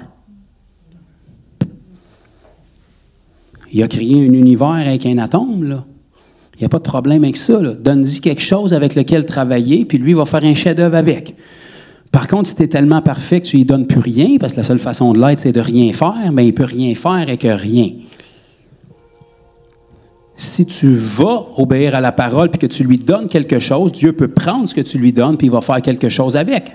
Et puis la prochaine fois, lorsque tu vas voir comment est-ce qu'il a rattrapé ton erreur, bien, tu ne referas pas la même erreur. Tu vas grandir de gloire en gloire. Tu vas retourner dans ton lieu secret, mais que tu ailles pour faire quelque chose avec la parole, check bien ça, sois pas surpris, tu vas rencontrer de l'opposition. Parce que si les gens que tu rencontres étaient d'accord avec toi, là, ils seraient déjà chrétiens. Fait que c'est certain que si tu en vas parler de Jésus à des gens qui ne connaissent pas Jésus, ça se peut qu'ils soient en désaccord. C'est pas une épreuve puis une persécution, là, c'est normal. C'est pour ça que tu es là, pour leur présenter un Jésus qu'ils ne connaissent pas.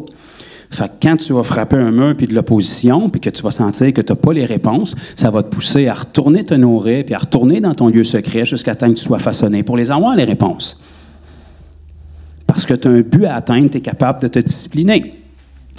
Maintenant, est-ce qu'on comprend c'est quoi la nourriture? Est-ce qu'on comprend c'est quoi le repos? Dans votre lieu secret, vous pouvez prier en langue. Je vous encourage d'ailleurs à prier le plus possible en langue quand vous êtes tout seul, plus qu'en français, parce que votre prière est parfaite en langue. Donc, priez en langue jusqu'à temps que le J-Proc frippe ses murs, parce que si vous croyez la parole de Dieu, la Bible dit que lorsque vous priez en langue, c'est le Saint-Esprit qui intercède des mystères sur votre vie. Fait que ça ne me dérange pas comment puissant t'es pour prier, là, ta prière est limitée puis tu connais à peu près rien.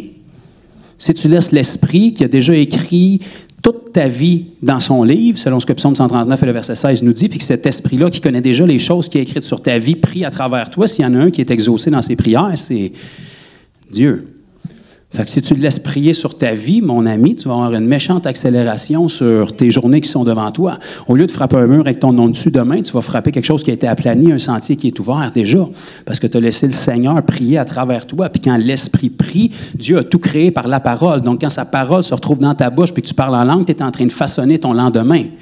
Les anges sont déployés parce que les anges obéissent à la parole, peu importe dans la bouche de qui est-ce que la parole est. Quand la parole est déclarée, les anges sont relâchés, sont mandatés, c'est leur travail. Ils regardent ce qu'il y a décrit dans ton livre, tu es rendu là, c'est ça qu'il y a dans la prochaine page, parfait, on part en mission. Puis quand tu es en train de parler la parole de Dieu, Dieu est en train de prier qu'est-ce qu'il y a écrit dans ton livre qui n'est pas encore accompli. Et puis là, le lendemain, tu marches de gloire en gloire en gloire.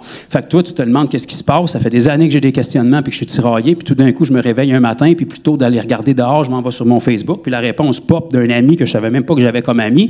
Quel drôle d'hasard. Mais en réalité, c'est juste un ange au ciel qui a regardé ton livre avec la prochaine page. Puis parce que hier, tu étais en train de parler en langue, Dieu priait à travers toi. Puis il y a un ange qui est venu en cachette puis il a arrangé ton Facebook. Puis toi, tu penses que c'est un hasard. Parce que le travail des anges, c'est de travailler en douce. Eux, ils ne veulent pas être reconnus. Ils veulent simplement accomplir leur mandat puis que tu te rendes où est-ce que tu dois être rendu dans le livre que Dieu a écrit sur ta vie. Parce que le Seigneur te dit dans Éphésiens chapitre 2, versets 8 et 9, que c'est par la grâce qu'on est sauvé, par le moyen de la foi. Et ça ne vient pas de nous, c'est un don de Dieu. Mais on a été sauvés pour de bonnes œuvres, que Dieu a préparées d'avance afin que nous les pratiquions. Votre vie n'est pas un hasard, vous n'êtes pas un accident de parcours. Il y a des œuvres qui sont préparées pour votre vie. Le diable veut les cacher puis vous amener dans des détours, que vous sortiez du livre que le Seigneur a écrit sur votre vie, puis que vous reveniez 10 ans après avec des œuvres qui auraient dû être accomplies il y a 10 ans. Ils sont encore là puis ils vous attendent encore, parce que votre destinée est déjà écrite. Vous avez simplement perdu du temps dans une mauvaise voie. Mais ces œuvres-là sont déjà placées d'avance sur votre vie, puis à travers chacune de ces œuvres-là, à mesure que vous les accomplissez, les gens glorifient votre Père qui est dans les cieux. C'est lui qui est vu à travers ces œuvres-là. Matthieu chapitre 5, que votre lumière brille ainsi devant tous les hommes, afin qu'ils voient vos bonnes œuvres et qu'ils glorifient votre Père qui est dans les cieux. Où est-ce que ça commence, que ta lumière brille devant tous les hommes? Dans l'ombre, dans le lieu secret, où est-ce que personne ne te voit. C'est là que tu es façonné, puis quand tu sors de là, les gens perçoivent quelque chose de lumineux sur toi, puis ils ne savent pas d'où ça vient, parce que tous les gens qui font quelque chose de glorieux pour le nom de Jésus, ils ont été façonnés dans le secret. Les gens veulent leurs résultats, les gens veulent leurs miracles, les gens veulent leurs ailes, les gens veulent que la puissance de Dieu se manifeste. Pareil comme les super-héros de la vie chrétienne qui honorent, qui élèvent puis qui idolâtrent, mais ne sont pas prêts à payer le prix. Ces gens-là, ils n'ont rien de plus que toi puis moi. Ils ont payé un prix dans l'ombre que tu n'es pas prêt à payer. Ils ont été là jour après jour, semaine après semaine, mois après année, même quand ça ne leur tentait pas, même quand il y avait de l'opposition, même quand à chaque fois qu'ils faisaient quelque chose de bien, on essayait de les écraser. Ils ont resté là puis ils ont été formés par le Seigneur. Et la Bible te dit que si tu rentres dans ton lieu secret où est-ce que personne ne te voit, le Seigneur va te récompenser, puis il y a même des versions dans Matthieu 6 qui nous dit « va te récompenser ouvertement, publiquement ». Pour sa gloire à lui. Tu es formé dans le lieu secret où est-ce que personne ne te voit, où est-ce que tu as l'impression de perdre ton temps. Mais quand tu sors en public, les gens voient qu'il y a quelque chose qui a changé. Les gens voient que tu portes quelque chose de différent. Les gens voient que quand tu lis la même Bible que toutes les autres, il y a quelque chose qui s'allume dans leur cœur. Quand Jésus a rencontré les disciples sur la route d'Emmaüs, il leur a lu les Écritures. Ils n'ont même pas reconnu Jésus. Mais quand Jésus s'est assis avec eux pour rompre le pain et que ses mains ont sorti avec des trous, ils ont fait 1 + 1, ça fait 2, il y a quelque chose qui vient de se passer là. Jésus a disparu devant eux, puis ils se sont regardés, ils ont dit, n'y avait-il pas comme un feu qui brûlait en dedans de nous pendant qu'il nous lisait les Écritures? Si tu es forgé dans le lieu secret, c'est ça qui va se passer. Quand tu rencontres les gens, plutôt qu'ils aient le goût d'aller se pendre après t'avoir parlé, ils sont remplis de vie. Ils ont le goût de se repentir. La conviction tombe sur eux. Ils réalisent qu'ils sont dans la tiédeur. Ils réalisent qu'ils sont dans le péché. Ils réalisent que tu as quelque chose qu'ils n'ont pas. Ils réalisent que peu importe comment ça va mal dans le monde, peu importe comment ta vie va mal, parce que la pluie tombe sur les justes comme sur les injustes. Le plus grand témoignage, c'est pas que les chrétiens n'ont pas de problème, c'est que malgré les mêmes problèmes que les gens du monde ont, nous autres, notre perception est claire. Jésus était capable de dormir dans la tempête, puis il était capable d'arrêter la tempête. Il y a un temps pour chaque chose, mais lui allait toujours bien au milieu des épreuves. Un chrétien, quand tu le rencontres et tu lui demandes comment il va, ça devrait toujours être « ça va extraordinairement bien ». D'accord, comment ça va? Ah, ça va terriblement mal. Parce que ton état n'est pas déterminé par comment ça va. Ton identité ne vient pas des circonstances que tu vis puis du climat autour de toi. Jésus, dans les évangiles, ça allait mal à tous les jours de sa vie. Pourtant, il allait toujours bien. Ça aurait été un gros cas de psychanalyse chrétienne de nos jours. Il vivait dans le déni, il refoulait ses émotions.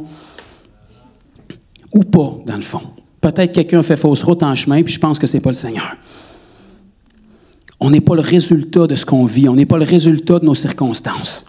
Le climat autour de nous ne définit pas notre identité. La joie de l'Éternel est notre force. Donc, si notre joie vient d'une source qui est éternelle, tu ne devrais pas être joyeux un jour puis triste l'autre journée. Ça, c'est une émotion. Ça ne va pas plus loin que la température dehors ou l'émission que tu écoutes. Là. Tu peux être rempli de pépines dans ton cœur, puis on va mettre ton humoriste, puis 2 minutes après, tu te pisses dessus. Là. Il n'y a rien qui a changé des circonstances à part tes émotions puis tes pensées qui ont changé. Ça ne vaut pas plus cher que ça, des émotions. C'est très temporaire. Tant mieux quand le Seigneur les touche, mais si on se fie à ça pour servir le Seigneur, on va être un accident sur le point d'arriver. OK. L'Évangile de Jean. On termine avec ça. L'activité physique en tant que chrétien, en tant qu'enfant de Dieu, pour être capable que notre repos puis notre nourriture servent à quelque chose. On va lire ici dans l'Évangile de Jean, au chapitre 4, de la bouche de Jésus lui-même et le verset 34. Jean 4, 34. Jésus leur dit, « Ma nourriture est de faire,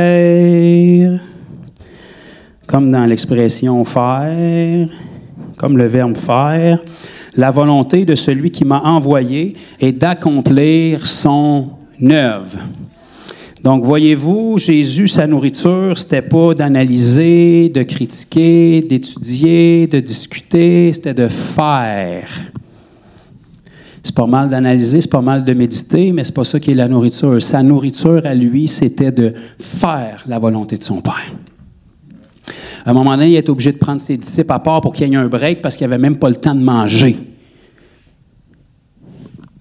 Bon, c'est dans la Bible, dans le fond.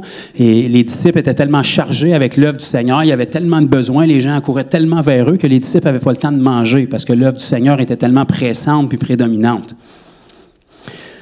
Vous savez, on est tellement oisifs dans l'Église aujourd'hui, puis on fait tellement rien avec notre salut qu'on se regarde le nombril puis qu'on fait des bêtises. Si tu commences à faire ce que le Seigneur t'a demandé de faire, tu n'en auras plus de temps à perdre dans ta vie chrétienne, mon ami. Ça va te prendre 32 heures par jour pour être capable d'arriver à faire quelque chose. Fait que tu n'auras même pas besoin d'être un super chrétien pour ne pas pécher. Tu n'as pas le temps de pécher. Il y a trop de besoins qui est là. Puis plutôt de t'apitoyer sur ton sort puis de dire comment est-ce que je fais pitié puis comment est-ce que ça va pas bien, quand tu vas voir les besoins qu'il y a autour de toi puis tu vas intervenir dans la vie des gens, tu vas te rendre compte que ça va très bien dans ta vie. Il y en a des bien plus mal à manger que toi, dans le fond. Toi, tu as déjà la solution, les autres, ils l'ont pas. Ils sont laissés tout seuls à eux-mêmes. Toi, tu transportes la solution puis tu t'apitoies. Ah, ben j'ai de la peine, le pasteur, il est pas gentil puis il m'a pas donné la main. Il y a des épreuves plus grandes que ça, là. Faut choisir nos combats, là. Fait que si on commence à faire quelque chose, faire la volonté de notre Père, ça c'est très, très large. Mais la dernière chose que Dieu nous a dit avant de monter au ciel en Jésus-Christ, c'est de faire de toutes les nations des disciples. Il nous a dit, soyez saints comme je suis saint. Il veut qu'on marche dans la sainteté. Il veut qu'on se consacre. Il veut qu'on prie sans cesse. Il veut qu'on aide les gens. Il veut qu'on ait de la compassion. Mais tout ça doit amener à ce que son nom soit connu. Tout ça doit amener à ce que l'Évangile se répande sur la planète.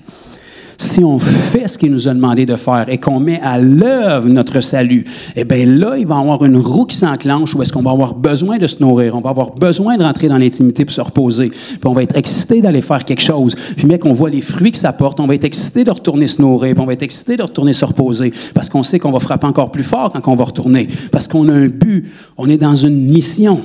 On a une cible à atteindre. On a un ennemi dont on n'a pas peur, mais on est excité d'aller être un cauchemar pour lui.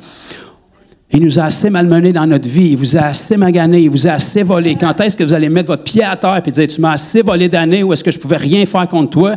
Mais là, il y a un nouveau shérif en ville, puis c'est moi qui décide, puis tu vas payer pour les années que tu m'as volées. Tout lieu que foule la plante de mon pied, il me le donne. Je suis la tête et non la queue. Je suis un enfant de Dieu, je suis maître du diable, puis je suis serviteur des hommes. Puis c'est comme ça que ça va aller, puis je t'en informe aujourd'hui, Satan. Puis partout où est-ce que je trouve tes œuvres, tu as le choix de te sauver ou de plier le genou parce que je m'en viens avec l'autorité de Christ. Puis ce que j'ai vécu, ce que tu m'as volé puis dérobé pendant des années, je ne laisserai pas personne d'autre se faire dérober, puis ma bouche va être remplie de la parole de Dieu. Ça te garde en vie. Ça te pousse à avoir une santé spirituelle. Puis si tu fais ça jour après jour, semaine après semaine, mois après mois, tu vas te développer. Tu vas te développer des muscles et des capacités que tu n'as jamais découvert avant. Puis tu vas devenir un super chrétien aux yeux de tout le monde, mais à tes yeux, tu vas te rendre compte que tu as encore besoin du Seigneur. Parce que plus tu en fais, plus qu'il y en a à faire. On n'a même pas besoin de regarder à l'état de la planète. Là. Regardons rien qu'à l'état du Québec. On s'occupera de nos problèmes, mais qu'on ait sauvé la balance. Là. En attendant, il y a du monde à sauver. Jacques, chapitre 1. On termine dans Jacques.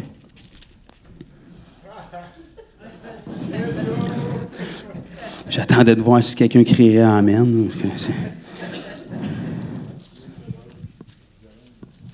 Ah oui, Jacques, c'est frère du Seigneur. Hein, il a dit, mais moi, je vais me gâter parce que, regarde, j'ai un petit avantage sur les autres. Jacques, chapitre 1, verset 22. Jacques a failli pas se rendre dans la Bible. Hein. Il était trop raide. Ils ont évalué longtemps avant de l'intégrer. Je suis content qu'il l'ait mis là. Il ne se ferait pas inviter, malheureusement, dans la majorité des cercles chrétiens de nos jours, puis Paul non plus. Mais dans Jacques chapitre 1, le verset 22, on va lire ici, « Mettez en pratique votre opinion, la parole, et ne vous bornez pas. » Ne vous bornez pas. Arrête d'impliquer le diable dans l'histoire, là. Ne vous, les auditeurs, ne vous bornez pas. C'est ta décision personnelle. Ne vous bornez pas en vous trompant vous-même.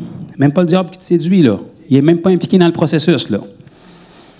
Par de faux raisonnements. Fait que si tu ne mets pas en pratique la parole, tu te bornes toi-même, tu te séduis toi-même. Le diable n'est même pas obligé de s'impliquer dans le processus. Tu prends connaissance de la vérité, tu dis « Amen » à la vérité, tu acceptes la vérité, tu chantes la vérité, tu parles la vérité, tu applaudis la vérité, tu tapes du pied de la vérité, tu mets des gilets de la vérité, mais tu ne fais pas la vérité.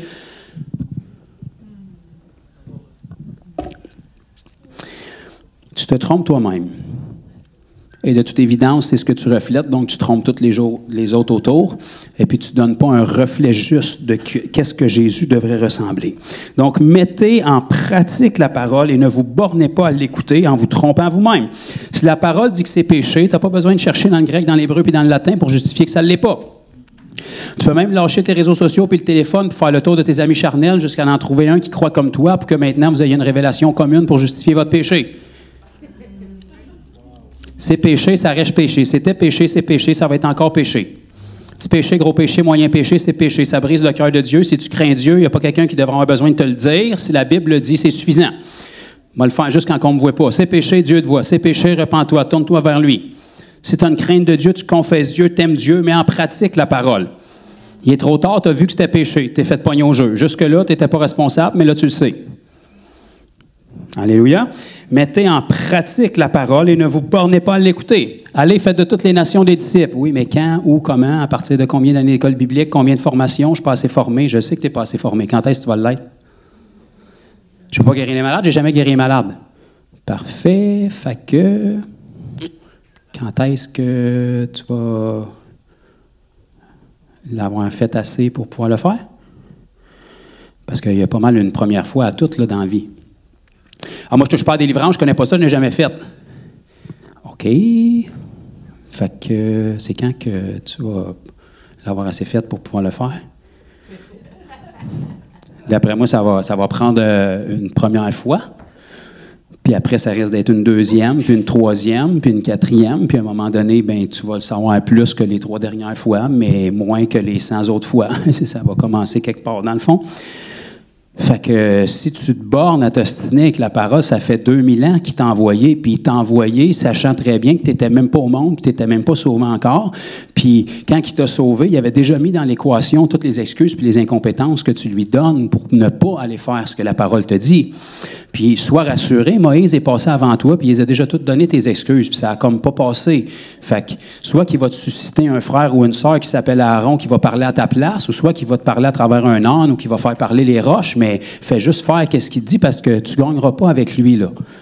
S'il t'envoie, puis il te dit qu'il t'a donné le vouloir et le faire, puis il dit qu'il est avec toi tous les jours jusqu'à la fin du monde, ça ne me dérange pas comment tu te sens, puis je parle pas bien, puis je sais pas quoi dire, fais juste être là. C'est encore plus glorieux si tu ne sais pas quoi dire, puis tu ne parles pas bien, puis il te demande d'y aller, ça veut dire qu'il va miraculeusement intervenir en ta faveur. Le témoignage va être encore plus grand, plus extraordinaire. Tombe pas comme Gédéon. Je suis le plus petit, la plus petite famille en Israël. Qui suis-je? Pendant que l'armée adverse fait des rêves d'un pain qui roule dans le camp ennemi, puis qui se disent, ben, c'est sûr, c'est Gédéon. C'est Gédéon et son armée qui viennent nous attaquer. C'est un pain qui roule, me semble, ça peut pas vouloir dire autre chose, là. La panique s'empare du camp ennemi. Fait que pendant que toi, tu stresses dans le fond sur « Mais comment je vais faire pour parler à mon collègue de travail? » Ben, le Seigneur est déjà en train d'y parler d'un rêve avec un pain qui roule chez eux, puis il se dit « C'est sûr que c'est lui, ça. Il va venir me parler. » Puis là, il se sent pas bien dans ta présence parce qu'il tombe sur la conviction de péché pendant que toi, tu es stressé avec ton Jésus, puis tu penses que tu n'es pas à la hauteur, puis lui, il se dit « Vas-tu me parler de son Jésus ou je vais être obligé de lui demander? » Parce que le Seigneur t'a mandaté, il a déjà calculé une portion d'erreur dans le processus, là. Tu sais, quand le Seigneur t'a sauvé, il était déjà au courant que tu allais en échapper une coupe, là. Pas dans cette église-ci, mais mettons dans la chrétienté plus large, mettons. Puis le résultat, au final, est le même dans l'équation si l'obéissance est là. Fait que, oui, Jésus, je te veux, je t'aime de tout mon cœur, plus 1000 erreurs égale le même résultat si le cœur envers Dieu est là. Parce que c'est lui qui fait les calculs. Puis il a déjà calculé une portion d'erreur, de faiblesse, d'apprentissage dans ta démarche. Tout ce qu'il veut, c'est que tu restes attaché à lui. Puis c'est ça qui va te pousser quand tu rencontres que tu n'es pas où est-ce que tu devrais être, qui va te pousser à revenir dans ton lieu secret. Puis c'est ça qui va te pousser à retourner dans la parole. Parce que quand tu arrives pour proclamer la parole, puis que le diable s'oppose à la parole à travers les gens que tu veux évangéliser, ben c'est pas pratique de dire tout le temps « Je vais appeler mon pasteur ». À un moment donné, il faut que tu sois capable de répondre par la parole. La Bible dit « Soyez toujours prêts à défendre votre foi avec douceur ». Si tu es obligé de monter le ton pour gagner la discussion, c'est parce que tu n'es pas affermi dans ta parole. Reviens dans la parole, tu peux la chuchoter, la parole, ça reste la parole. Donc, c'est ça qui nous pousse à rentrer dans un cycle comme ça parce qu'on sait qu'on a quelque chose à atteindre. On a un but à atteindre. On traverse dans Jacques chapitre 2, puis on termine là-dessus.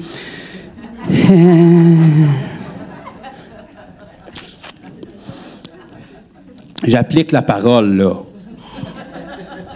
Paul a prêché jusqu'aux petites heures, jusqu'à temps qu'Éticus tombe en bas de la fenêtre. Il est allé le ressusciter, puis il a prêché jusqu'au lendemain matin. Bon. C'est dans vos Bibles, puis dans la mienne. C'est dans le livre des Actes.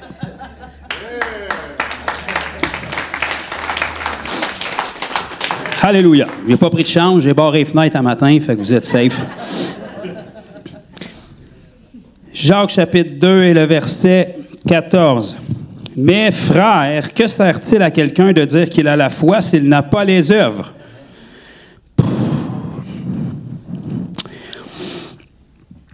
Là, je vais me faire accuser de quelqu'un qui prêche les œuvres. Là. Ça fait 10 ans que je me fais accuser de ça sur les réseaux. J'ai lu un demi-verset, là. J'ai même pas mis les commentaires de Joe, là. J'ai lu la Bible. « Mais frère, que sert-il à quelqu'un de dire qu'il a la foi s'il n'a pas les œuvres?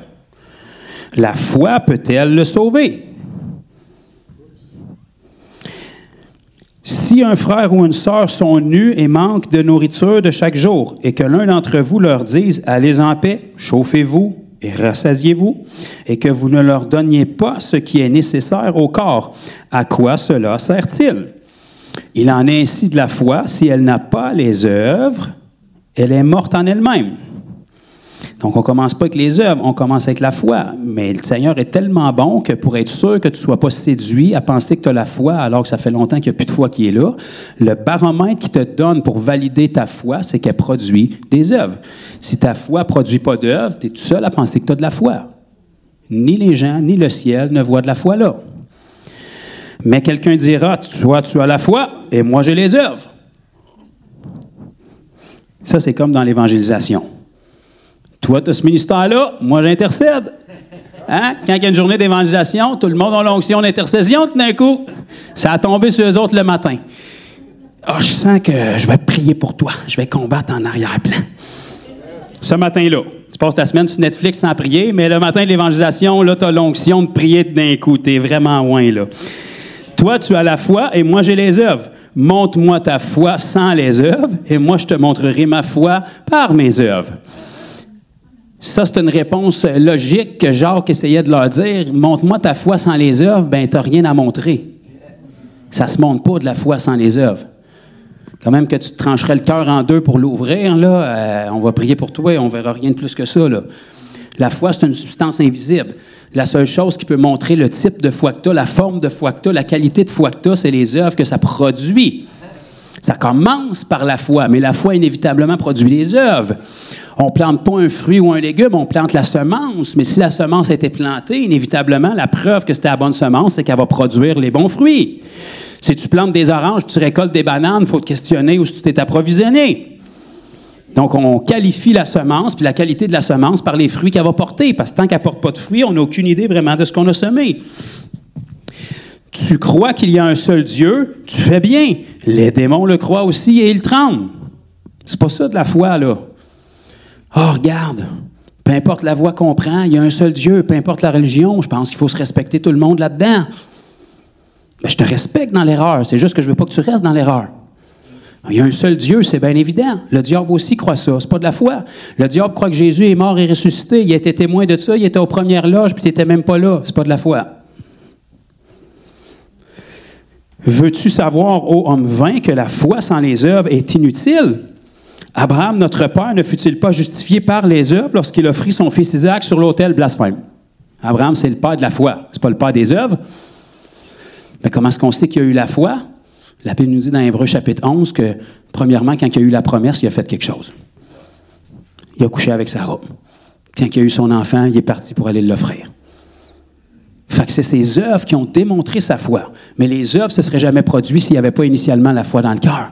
Mais s'il n'avait pas mis des œuvres sur sa foi, ça aurait démontré que ce qu'il y a dans le cœur, ce n'est pas véritablement de la foi. Abraham, notre père, ne fut-il pas justifié par les œuvres lorsqu'il offrit son fils Isaac sur l'autel? Tu vois que la foi agissait avec ses œuvres. Donc, une foi qui n'a pas d'œuvre, elle n'a rien à travers lequel agir. Elle peut être très sincère, mais elle ne pourra pas demeurer présente parce qu'elle ne peut pas s'exprimer, elle ne produit rien. Et que par les œuvres, la foi fut rendue parfaite. Ainsi s'accomplit ce que dit l'Écriture. Abraham crut à Dieu, et cela lui fut imputé à justice, et il fut appelé ami de Dieu. Vous voyez que l'homme est justifié par les œuvres et non par la foi seulement. Ça, c'est un blasphème si on compare ça à l'Évangile que Paul nous apporte. Mais si on les met les deux ensemble, on comprend que Jacques voulait être sûr que les chrétiens ne soient pas séduits par le message de Paul à penser qu'ils ont la foi juste parce qu'ils disent qu'ils ont la foi. Si tu veux être sûr que tu as la foi, rassure-toi, si elle produit des œuvres qui s'alignent avec la parole, ça démontre la qualité de ta foi. Si ta foi ne produit plus d'œuvres, ça veut dire qu'elle est morte. Et si elle est morte pour les œuvres, ça veut dire qu'elle est aussi morte pour le salut.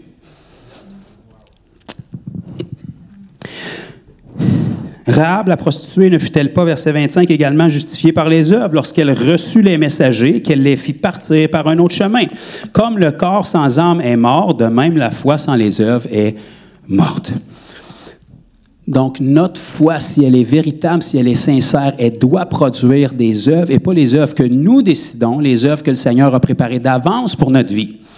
Fait que les œuvres que nous, on aime, c'est tout du service naturel qui peut nous faire bien paraître aux yeux des gens, mais qui ne demande aucune foi.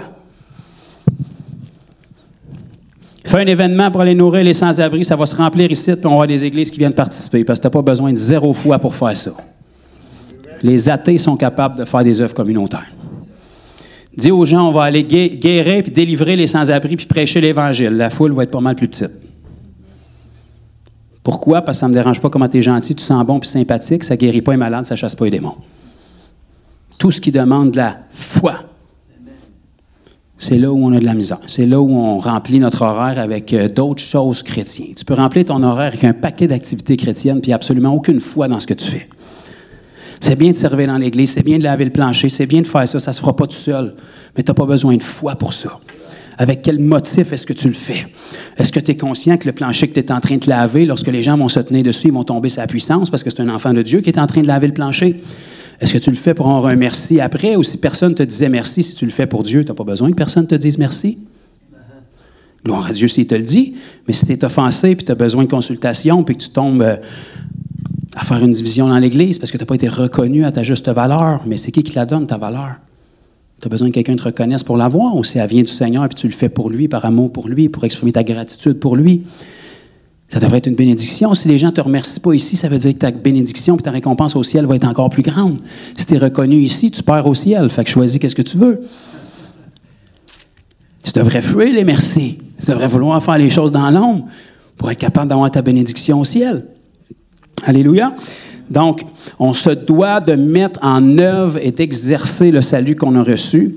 Et si on est capable de se discipliner à faire ça conjointement avec des temps d'intimité, de repos avec le Seigneur puis de la nourriture, on va être capable de se développer. Puis si vous faites ça d'une manière permanente, jour après jour, mettez-vous un objectif. Si c'est 5 minutes, c'est pas beaucoup 5 minutes, mais commencez par ça.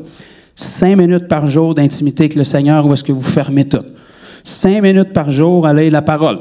Je sais que c'est beaucoup pour l'Église moderne, mettons, là, mais pas dans la semaine, dans la journée. Vous prenez 5 minutes pour lire la Bible. Peut-être bien que si vous n'êtes pas trop distrait, vous allez lire 1 ou 2 versets dans ces 5 minutes-là, mettons, entre les textos et tout. Bien, si vous faites ça jour après jour, puis vous prenez un petit 5 minutes dans votre journée pour guérir un malade, chasser un démon ou partager Jésus à quelqu'un, ne serait-ce qu'en commençant par partager une vidéo sur un réseau, si vous n'êtes pas à l'aise ou peu importe. Puis si vous faites ça dans toute votre semaine, bien, ça fait 5 minutes par jour pour chacun de ces points-là, fois 7 jours. Fait que vous venez d'avoir un petit niveau de consécration qui est là. Puis la semaine d'après, vous rajoutez une minute, puis là, vous devenez vraiment excité parce que vous voyez que le Seigneur a fait que vous tombez en une demi-heure à 1 heure, puis vous faites ça semaine après semaine, mois après mois, même quand c'est plus à la mode dans l'Église, même quand vous avez des nouveaux amis, même quand vous avez un nouvel emploi, même quand votre horaire change, vous le faites pareil, puis vous restez là-dedans, puis vous persistez là-dedans. Vous allez être surpris en regardant 1 mois en arrière, 2 mois en arrière, 6 mois en arrière, 1 an en arrière, que vous êtes complètement différent. Puis pourtant, vous êtes pas au courant d'une révélation particulière que vous avez eue, rien de spécial, vous n'êtes même pas tombé pour faire le bacon en avant quand quelqu'un a prié pour vous spécialement dans les derniers mois, il n'y a pas grand-chose de plus, mais il y a quelque chose qui s'est formé en vous. Il y a quelque chose qui s'est façonné en vous. Et ce qui est encore mieux d'être relevé, puis relevé, puis relevé, puis relevé, c'est de rester debout. Ça fait moins mal. Puis de progresser.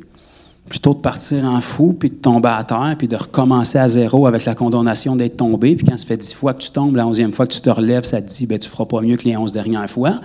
Efface ton témoignage, sois stable, puis reste en santé. En saison, puis hors saison. Comme ça, quand il arrive un besoin, tu n'es pas obligé de ressortir ta Bible. C'est comment que je fais pour partager Jésus à quelqu'un. Mon voisin est intéressé tout d'un coup. Tu es en santé, tu es en forme. S'il arrive un imprévu, tu n'es pas obligé de retourner au gym pour être capable de te mettre en forme, tu es prêt. Tu es prête à la guerre. Quand tu es sur le terrain puis que les flèches commencent à siffler chaque bord puis que les coups d'épée arrivent, il est un petit peu trop tard là, pour aller au gym. Il est un petit peu trop tard pour aller chercher ton armure. Là. Il est un petit peu trop tard pour dire « j'ai oublié mon épée ». Sois prêt, tout le temps, en saison, hors saison. Sois stable. Même quand il n'y a pas de défis particuliers qui sont devant toi, il y en a, c'est juste que tu ne sais pas. Prépare-toi.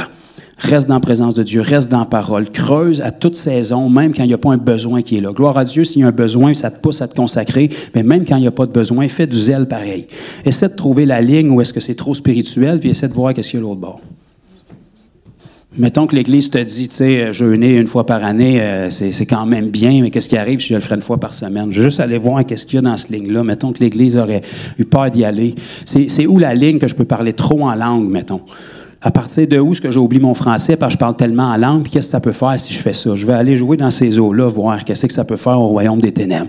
C'est où la ligne où est-ce que je lis trop ma Bible, où est-ce que je parle trop de Jésus? Je veux découvrir où, puis essayer d'aller plus loin que ça, voir qu'est-ce que ça va donner.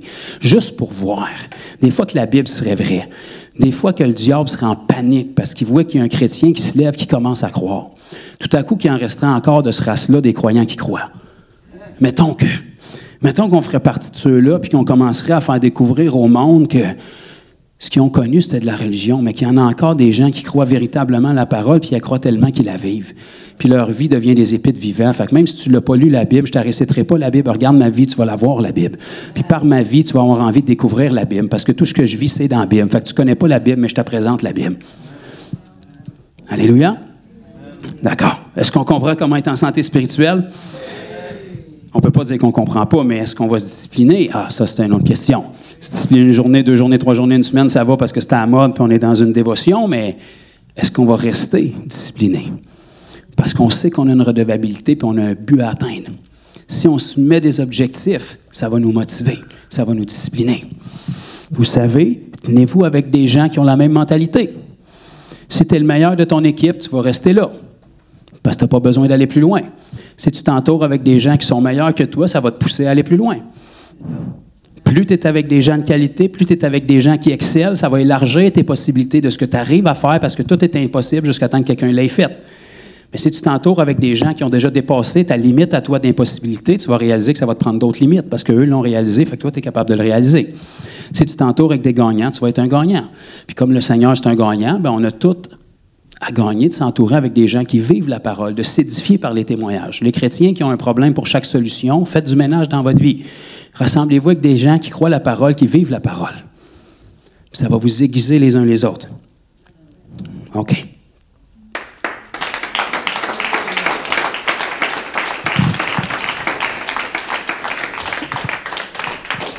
Tellement dans l'esprit, j'entendais même pas Annie jouer depuis tout à l'heure, qui était là, puis qu'elle faisait une mélodie. OK. 1h moins 2, vous allez sortir à temps pour pogner les restos à déjeuner.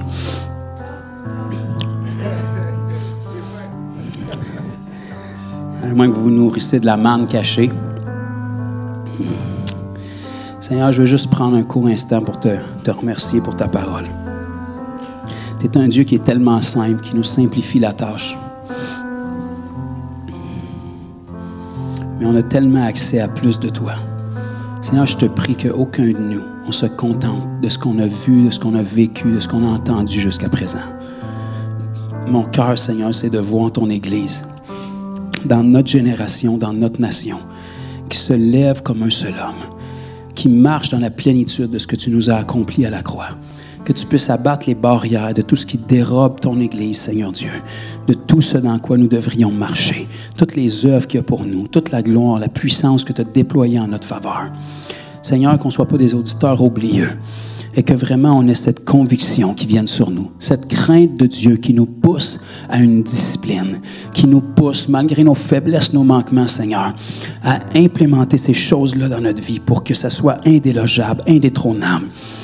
Que ces temps-là dans ta parole, ces temps-là avec toi, ces temps-là d'œuvre pour toi, d'obéissance à ce que tu nous demandes de faire, Seigneur Dieu, deviennent vraiment des choses qu'on valorise dans notre vie, dans notre journée, dans notre horaire. Qu'on te mette toi premièrement, Seigneur Dieu. Qu'on trouve des temps pour accomplir ces choses-là dans notre quotidien, afin que tu aies la priorité, Seigneur. Afin qu'on ne cherche pas du temps pour te mettre dans notre horaire, mais qu'on cherche du temps pour notre horaire en toi, Seigneur. Que tu sois toujours la priorité, que nos yeux soient fixés sur toi, qu'on soit des vases qui sont disponibles pour toi, que tu peux façonner à ton image comme le divin potier, qu'on ne résiste pas à ce que tu veux faire en nous, Seigneur. Aide-nous à avoir un rapport favorable, être capable d'avoir nos forces renouvelées pour accomplir la tâche, être insatiable, Seigneur, pour continuer encore et encore à ne pas nous lasser, car on se doit de moissonner au temps convenable. Seigneur, que tu puisses épurer toutes les parties de nous, du vieil homme, tout ce qui nous ralentit, tout ce qui est contre ta volonté, tout ce qui attriste ton esprit, Seigneur. Et qu'on puisse être de cette génération qui sont véritablement des porteurs du Christ. Que nos vies, nos corps soient des temples du Saint-Esprit, qui manifeste qui tu es, qui permet aux gens de venir boire à cette eau vive. Que nos paroles soient des paroles qui te donnent la vie. Que notre vie soit une vie qui met une conviction sur les gens, qui apporte un désir de te connaître, Seigneur. Qu'on ait une audace pour parler de toi, peu importe l'intensité des persécutions qui vont se lever contre nous. Et Seigneur, que ces moments d'intimité avec toi nous remplissent d'un amour tellement passionné pour toi, que ce soit plus important que n'importe quelle persécution qui peut venir contre nous. Que comme les apôtres, Seigneur, on puisse être excités des persécutions et être heureux d'avoir été trouvé digne d'être persécuté pour ton nom, Seigneur. Je te prie de venir racheter le temps, que nos vies puissent avoir un impact, Seigneur Dieu, que notre quotidien puisse avoir un impact, que ton nom puisse être connu à travers nous et qu'on puisse t'expérimenter. Que tout ce qu'on fait pour toi, Seigneur, soit le débordement de tout ce qu'on expérimente avec toi. Que notre évangélisation soit la manifestation visible des temps intimes qu'on a avec toi. Ou est-ce que tu es tellement bon pour nous, tu es tellement prêt, tu es tellement réel, tu es tellement vivant, tu nous touches, tu nous parles, Seigneur, que notre bouche est remplie de choses à raconter sur toi. Parce que ta parole se renouvelle à chaque matin. Ton esprit nous donne le vouloir et le faire. Tu remplis nos bouches, Seigneur. Tu nous envoies avec la force qu'on a. Et tout est possible à celui qui croit. Nous pouvons tout par celui qui nous fortifie. Ah, Seigneur, on te remercie de nous avoir placés dans une génération comme celle-ci, dans un endroit comme où nous sommes, Seigneur, pour te faire connaître et te faire briller plus que jamais. Dieu, garde nos cœurs fermement attachés à toi et fais de nous, Seigneur, ici à l'Église Fondation, une flamme d'allumage pour cette nation, Seigneur. Que ce que tu fais au milieu de chaque pierre vivante qui est ici puisse porter témoignage de ta grandeur, pour que le corps en entier puisse se rendre disponible pour toi, puisse prendre la maturité nécessaire, qu'on ne soit pas des bébés au lait, mais qu'on soit des hommes faits, matures, prêts au combat, prêts à la tâche, prêts à aller remporter les victoires pour toi, Seigneur. Garde-nous de toute distraction, de toute tiédeur, et que tu puisses régner au milieu de nous et en nous, dans le nom de Jésus. Amen et amen. Et amen.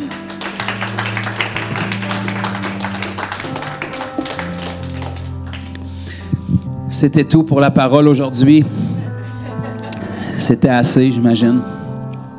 Merci encore une fois pour votre patience de m'endurer et que vraiment cette parole-là puisse continuer à faire écho. Je vais la reprêcher dans 2, 3 mois, 4 mois, ça va être la même chose. Parce que si on est capable d'appliquer ça dans nos vies, il n'y a plus de possibilité pour que les problèmes demeurent dans votre vie. Il n'y a rien qui ne peut pas être réglé si ces points-là sont appliqués. Le Seigneur va vous garder en santé spirituelle. Vous allez être disponible, propre à toutes bonnes œuvres. Vous allez avoir des témoignages. Vous n'allez pas avoir le temps avec les œuvres que le diable fait parce que votre vie va être comblée des œuvres de Dieu. Puis vous allez devenir une source d'aide et d'inspiration pour les gens autour de vous. Amen. Donc, soyez bénis. S'il y en a qui veulent recevoir de la prière, j'ai vu un monsieur tantôt avec une canne ou un bâton de golf, mais en tout cas, on va vous départir de ça aujourd'hui. Fait que venez.